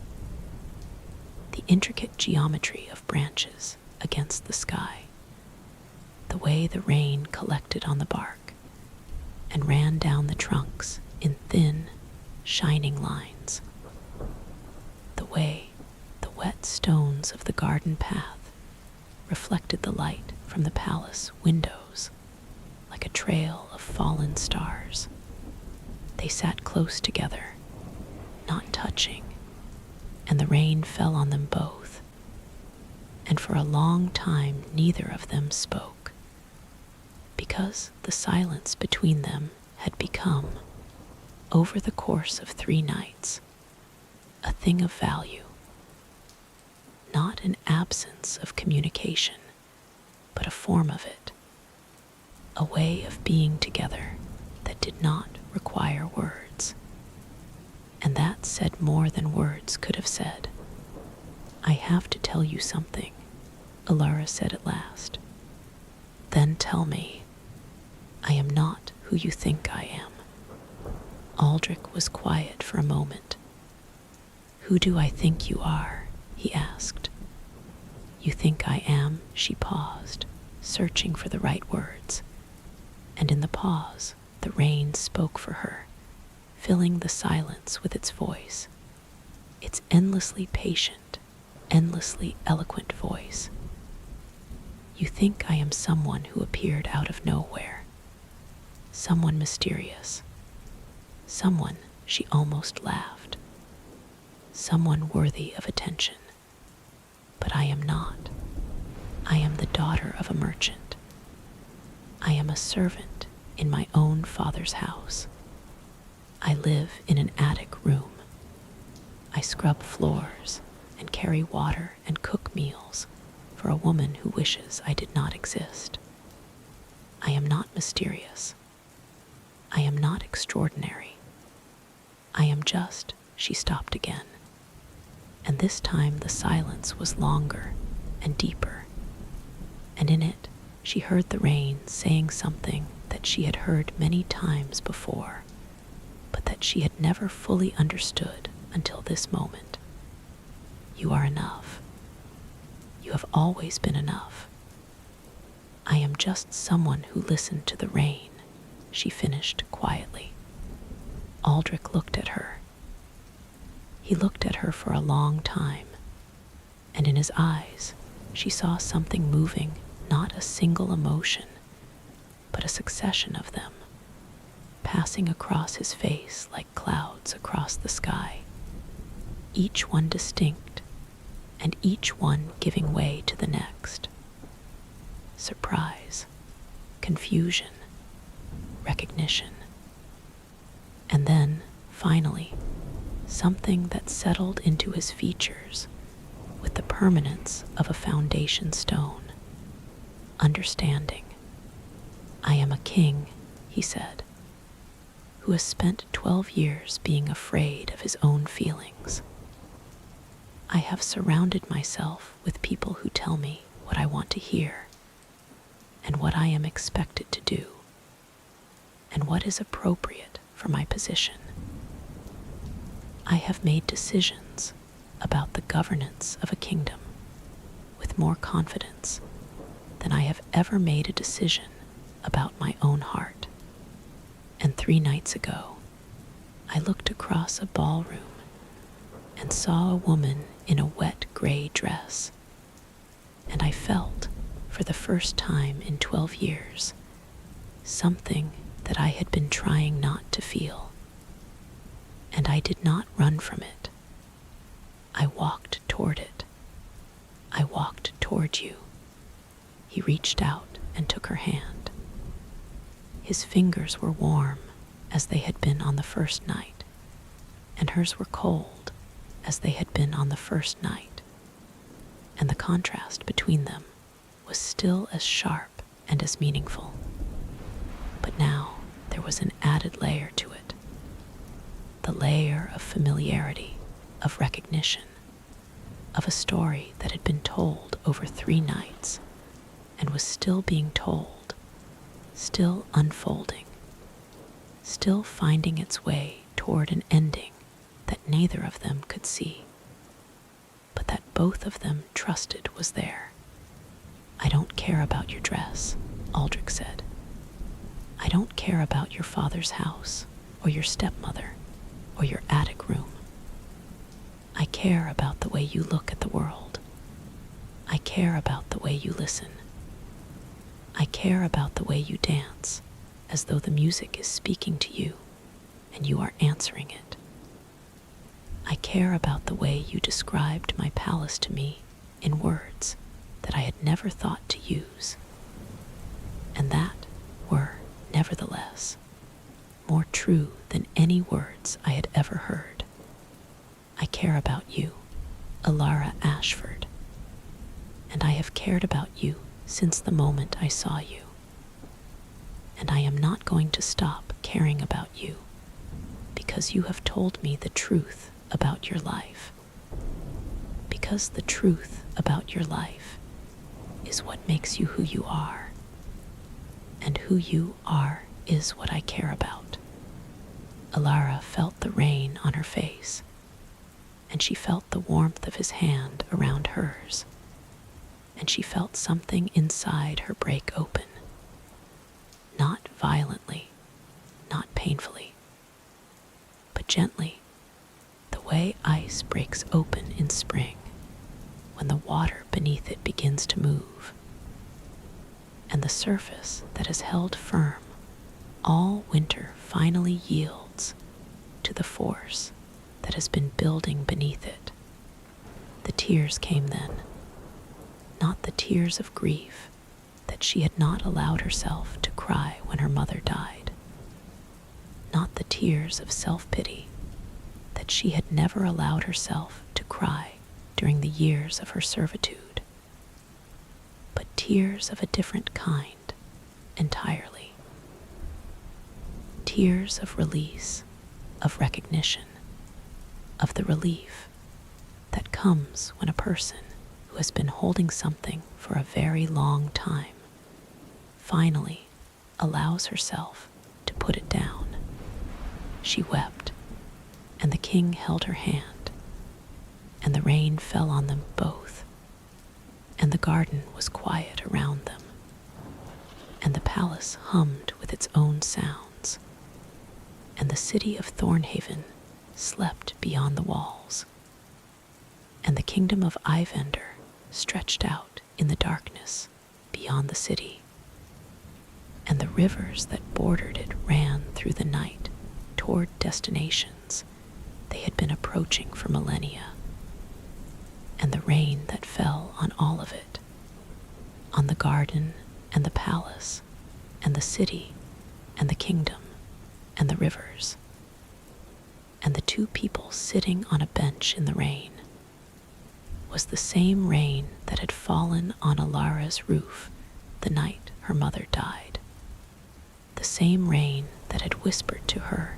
in her attic room for 12 years, the same rain that had said, "Go," not away from something, toward something.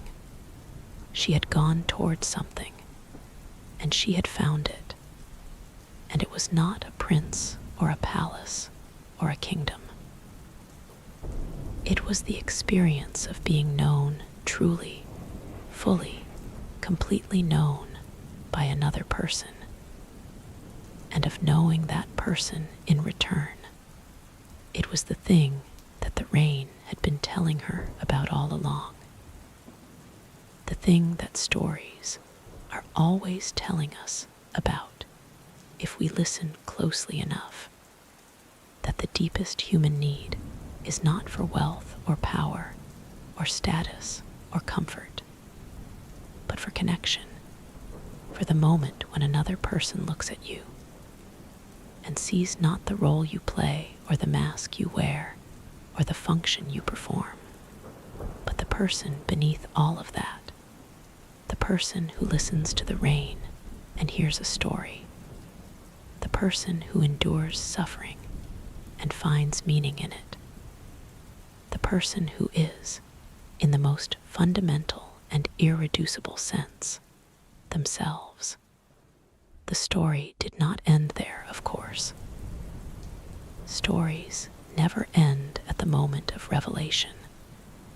That is merely the pivot point, the place where the narrative turns from one direction to another, the moment when the seed cracks open and the shoot begins its long, uncertain journey toward the light. What followed was complicated.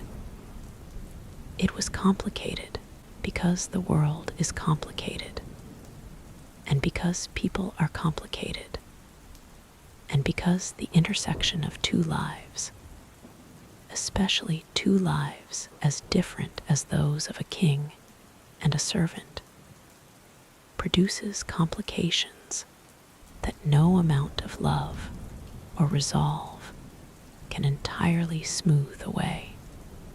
Marguerite, upon discovering the full extent of what had occurred, that her stepdaughter had not only attended the ball, but had danced with the king, not once but 3 times, and had sat with him in the garden, and held his hand, and wept in his presence, reacted with a fury that was, in its own way, as impressive as it was terrible.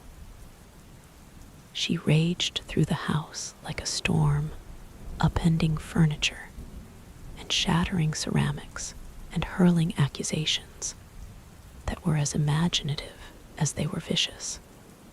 She accused Alara of deception, of manipulation, of seduction, of conspiring to bring disgrace upon the household. She threatened to lock her in the attic and throw away the key. She threatened to send her to a workhouse. She threatened to have her committed to an asylum for the mentally disturbed. Elias, confronted with his wife's fury and his daughter's calm, and the undeniable fact that the king of Ivander had, by all accounts, developed an attachment to a woman who lived in his attic and scrubbed his floors, experienced what might charitably be described as a crisis of conscience. For the first time in 12 years, he was forced to look directly at the reality of his daughter's life, not the filtered, sanitized version that he had allowed himself to accept, in which Alara was helping out around the house and choosing to live simply and not interested in society, but the actual, unvarnished reality of a girl who had been robbed of her birthright by his weakness and his wife's determination. He looked at Alara, really looked at her, perhaps for the first time since her mother's death, and he saw in her face the evidence of 12 years of quiet, uncomplaining endurance, and the sight of it broke something open inside him that was not unlike the thing that had broken open inside Alara in the garden. He wept. It was an ugly, graceless, humiliating business. A grown man, a successful merchant, a pillar of the community, sobbing in his kitchen with his face in his hands, while his daughter stood before him, calm and still, and watching him with those rain-colored eyes that saw everything and judged nothing. And when the weeping was over, he stood up and walked to the door of the attic stairs and called Marguerite down from the upper floor and said, in a voice that no one in the household had ever heard him use before, a voice that was quiet and firm, and that carried in it the weight of 12 years of accumulated guilt, finally transmuted into action. She is my daughter, and she will be treated as my daughter. And if you cannot accept that, then you and your daughters will leave this house, because I will not have Alara driven from the only home she has ever known. Marguerite left. She took Beatrice and Constance with her, not because Elias forced her to, but because she recognized, with the cold, clear-eyed pragmatism that was her defining characteristic, that the balance of power in the household had shifted irrevocably, and that there was nothing to be gained by remaining. She went to live with a sister in the northern provinces, and Beatrice and Constance went with her, and the house on the street in Thornhaven became, for the first time in 12 years, a place where Alara was not a servant but a daughter. The king sent for her. Not immediately. There were protocols to be observed, consultations to be held, the elaborate machinery of royal courtship to be set in motion. But within a fortnight of the third night of the ball, a messenger arrived at Elias Ashford's door bearing a letter sealed with the royal signet, and the letter contained a single sentence: "Come to the palace and bring your daughter." They went, Elias and Alara together, in a carriage that the king had sent for them, riding through streets that were, as always, wet with rain, the droplets tracing their labyrinthine paths down the carriage windows, as though drawing a map of all the possible routes that a life might take. What passed between the king and Alara in the private chambers of the palace is not a matter of public record. Doors were closed, the servants were dismissed, and the two of them were alone for the better part of 2 hours. And when the doors opened again, Alara's eyes were red, but her face was calm. And the king's face wore an expression that those who saw it later described variously as peaceful, resolved. And from the Queen Dowager, who had been waiting in an anteroom with the impatient anxiety of a woman who had been waiting for 12 years for her son to do something interesting, profoundly, wonderfully human.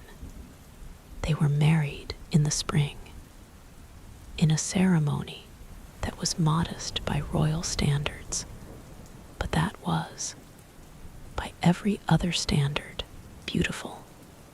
It took place in the palace garden, the same garden where they had sat together on the third night of the ball. And the rain, because the rain was a part of their story and could not be excluded from its culmination, fell gently throughout the ceremony. A soft, warm spring rain that dampened the hair of the guests and beaded on the silk of the wedding dress that the king had commissioned for Alara, a dress of pale gray, because gray was the color she had worn when he first saw her, and because he understood, with an intuition that surprised his counselors and delighted his mother, that the gray dress was not a symbol of poverty or servitude, but a symbol of the rain, and the rain was a symbol of the thing that had brought them together: the capacity to listen. The old woman stopped speaking. The rain was still falling. It had been falling throughout the story, steadily, persistently. as though it had been listening along with the occupants of the inn and had no intention of leaving before the tale was finished. The fire in the hearth had burned lower, and the room was darker now than it had been when the old woman began, the shadows deeper and the orange light more subdued, and the faces of the listeners were partly illuminated and partly hidden, like faces seen in a dream. No one spoke for a long moment. The merchant had stopped glancing at the window. The young couple had stopped murmuring to each other. The old man by the wall had woken from his doze and was sitting upright, his eyes open and alert, the cup of ale somehow still balanced on his knee. The two soldiers had abandoned their card game entirely and were staring at the old woman with expressions that had lost all trace of boredom or contempt, and that contained, instead, something that looked very much like wonder. It was Marin, the innkeeper's daughter, who finally broke the silence. "Is that how it really happened?" she asked. Her voice was quiet, almost a whisper, as though she were afraid that speaking too loudly would shatter something fragile and irreplaceable. The old woman turned her gray eyes, the color of rainwater collected in a stone basin, toward the girl, and she smiled that small, subtle smile that transformed her face the way a single candle transforms a dark room. "That is how the rain tells it," she said. And the rain was there. It was there when she was born. It was there when her mother died. It was there in the attic room, night after night, year after year. It was there when she walked to the palace. It was there when she danced with the king. It was there at the wedding. It has always been there, and it will always be there, because the rain does not end. It only moves, only changes, only becomes something else, and then comes back again, carrying within it the memory of everything it has ever been. But what about the glass slipper? The younger of the two soldiers asked, and then immediately looked embarrassed, as though the question were somehow childish or inappropriate. The old woman's smile widened just slightly. "The glass slipper," she said, "is what happens when a story is told and retold by people who were not there to see it. A woman walks through the rain to a ball and dances with a king and walks home again through the rain, and someone who hears the story later says, 'But what did she wear?' And someone else says, 'Something beautiful, something that no one had ever seen before.' And someone else says, 'Something that shone like glass.' And over the years, the something that shone like glass becomes a glass slipper, and the slipper becomes the most important detail in the story, and the story becomes about the slipper instead of about the woman." She paused, and her gaze moved from the soldier to the window, where the rain was still tracing its paths, and then back to the room, to the faces that were watching her with the rapt attention of people who had been given something precious and did not yet fully understand its value. "But the story is not about the slipper," the old woman said. "The story is not about the dress or the ball or the king. or the palace. The story is about a girl who learned to listen to the rain, to the world, to the silence within herself, and who, in listening, found the thing that every person is looking for and that most people never find: the knowledge that they are enough, that they have always been enough, that the world is larger than the walls that have been built around them, and that stories are the way out of those walls, and that the rain, the eternal, patient, ever-present rain, is always there, always telling the story, always waiting for someone to listen. She fell silent. The rain fell. The fire crackled. The shadows danced. And then, one by one, the people in the inn began to do something that none of them had done since they had arrived. They began to listen to the rain, not as background noise, not as an annoyance, not as a reason to stay indoors and grumble about the state of the roads, but as the old woman had described, as a story, as the story, the oldest and most persistent and most generous story in the world, the story that says, I have been everywhere. I have seen everything. I am falling now, on your roof and your window and your road, and I am carrying within me the memory of every place I have ever been and every person I have ever touched. And if you listen, if you are still and quiet and open enough to listen, I will tell you about them. The merchant listened, and he heard the distant murmur of a river that flowed past the town where he had been born. And he remembered something he had not thought of in years: the sound of his mother's voice singing to him as a child, a song about a boat on a river, and the way the song had made him feel safe and warm and loved.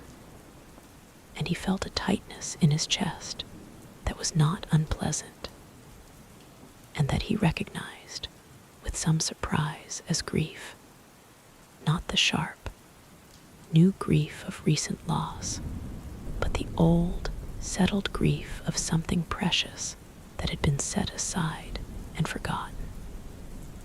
And that was now, unexpectedly and without warning, being remembered.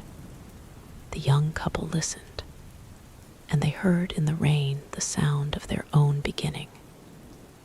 The day they had met, when it had been raining, when they had taken shelter under the same awning, and had looked at each other, and had felt, in the space of a single glance, the entire arc of a future that they had not yet begun to build. And they held each other's hands more tightly, and the murmuring between them resumed. But it was different now, deeper, more intentional, as though the story had reminded them of something about each other that the busyness of daily life had caused them to forget. The old man by the wall listened, and he heard in the rain the voices of people who were no longer alive. His wife, his brother, his oldest friend, the sound of their laughter and their arguments and their quiet, companionable silences. And the tears that ran down his weathered cheeks were not tears of sadness, but tears of gratitude, because the rain had given them back to him, however briefly, however imperfectly. And that was more than he had dared to hope for. The soldiers listened, and they heard, each of them privately, in the sealed and guarded interior of his own thoughts, something that soldiers are not supposed to hear, the sound of their own fear, and beneath the fear, the sound of their own longing, and beneath the longing, the sound of their own capacity for the kind of love that the old woman's story had described, the wild, irrational, all-consuming kind that the king had been afraid of, and that Alara had never been afraid of, because she had learned from the rain that the things we are most afraid of are usually the things that are most worth experiencing. And Marin listened. She stood behind the bar with the damp rag still in her hands, and she listened to the rain with an attention that she had never given to anything before. And she heard, or believed she heard, which in the end is the same thing, the beginning of a story. Her story. A story that had not yet been told, that was waiting to be told, that was, even now, being written by the rain itself in the language of drops and ripples, and the quiet, relentless sound of water meeting the world. The old woman watched them all, and she said nothing more, because there was nothing more to say. The story had been told. The rain had spoken. And in the silence that followed, the rich, deep, inhabited silence of people who are listening, the old woman did something that no one in the room noticed, because they were all listening to the rain. She faded, not dramatically, not with a flash of light, or a clap of thunder, or any of the theatrical effects that lesser stories might have employed. She simply became less present, less solid, less distinct. The way a reflection fades from a window as the light outside changes, or the way a sound fades when its source moves away, not disappearing all at once, but gradually diminishing until it is no longer there, and the space where it was is empty, and the only evidence that it was ever occupied at all is the faint, lingering impression of its presence, like the impression of a hand pressed against a pane of fogged glass. By the time the rain stopped, and it did stop eventually, as all rains do, tapering off gradually, until the last few drops fell with the hesitant, delicate precision of a person taking their final steps before reaching a destination. The chair in the corner was empty. The cup of hot water that the old woman had been holding sat on the table beside it, still faintly warm, and the indigo cloak that she had been wearing lay, folded on the seat of the chair, as though she had removed it and laid it down with care before leaving. Marin found the cloak the next morning. She picked it up and held it, and it was lighter than it should have been, lighter than any cloak made of cloth had a right to be. And when she shook it out, something fell from its folds and landed on the floor with a sound that was not quite a click and not quite a chime, but something in between. It was a drop of water, clear, perfectly round, no larger than a dewdrop, resting on the wooden floorboards as though it had been placed there deliberately. Marin knelt down and looked at it, and in its surface she saw, or believed she saw, which again is the same thing, a reflection that was not a reflection of the room around her, but of something else. A garden in the rain, and two people sitting on a bench. And between them, a silence that contained everything that words could never contain. The drop of water evaporated before morning was over. The cloak, when Marin tried to fold it and put it away, dissolved in her hands like mist in sunlight, leaving behind only a faint scent of rain on clean stone, a scent that lingered in the inn for several days, and that no amount of cleaning or airing could entirely remove. Roads dried. The travelers departed. The merchant went on his way, and the young couple went on theirs, and the old man went on his, and the soldiers went on theirs, and each of them carried with them something that they had not possessed before.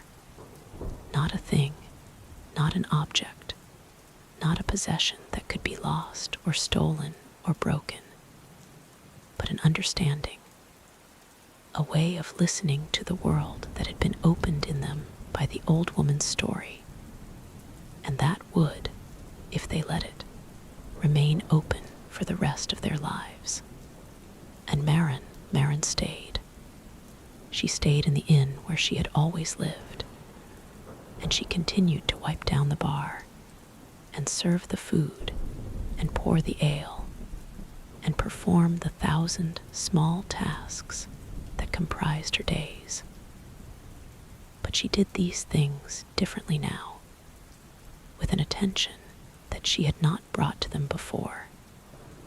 Listening to the sounds of the in the way, Alara had listened to the sounds of her house, the creak of the stairs, the tick of the clock, the murmur of conversations in the common room, the sound of rain on the roof when it came, which in Ivander was often, and sometimes, when the rain was falling, and the inn was quiet, and the fire was burning low, she would tell the story.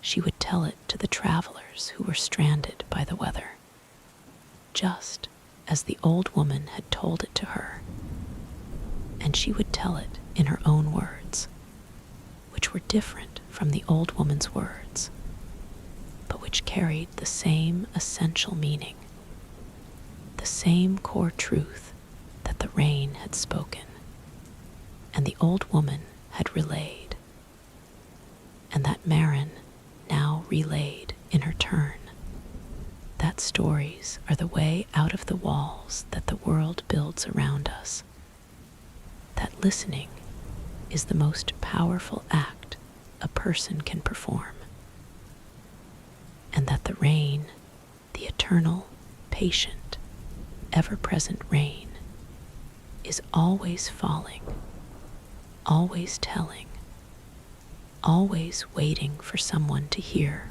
what it has to say. The story changed as it passed from mouth to mouth, as all stories do. Some versions kept the glass slipper. Some added a fairy godmother. Some introduced a pumpkin and mice, and a midnight curfew that sent the heroine fleeing from the ball with the king in pursuit. These versions were not wrong. They were simply different tellings of the same essential truth, different paths through the same forest, different rivers flowing from the same source. But in every version, in every telling, in every voice that spoke the words, and every ear that heard them, the rain was there.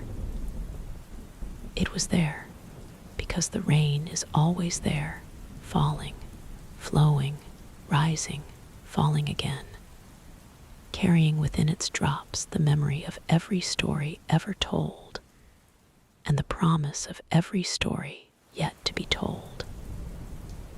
It falls on the roofs of palaces and the roofs of attics, It falls on the heads of kings and the heads of servants. It falls on the just and the unjust, the happy and the sad, the listened and the unheard. And it says the same thing to all of them, the same thing it has been saying since the beginning of the world, and that it will continue to say until the end. Listen, I have a story to tell you.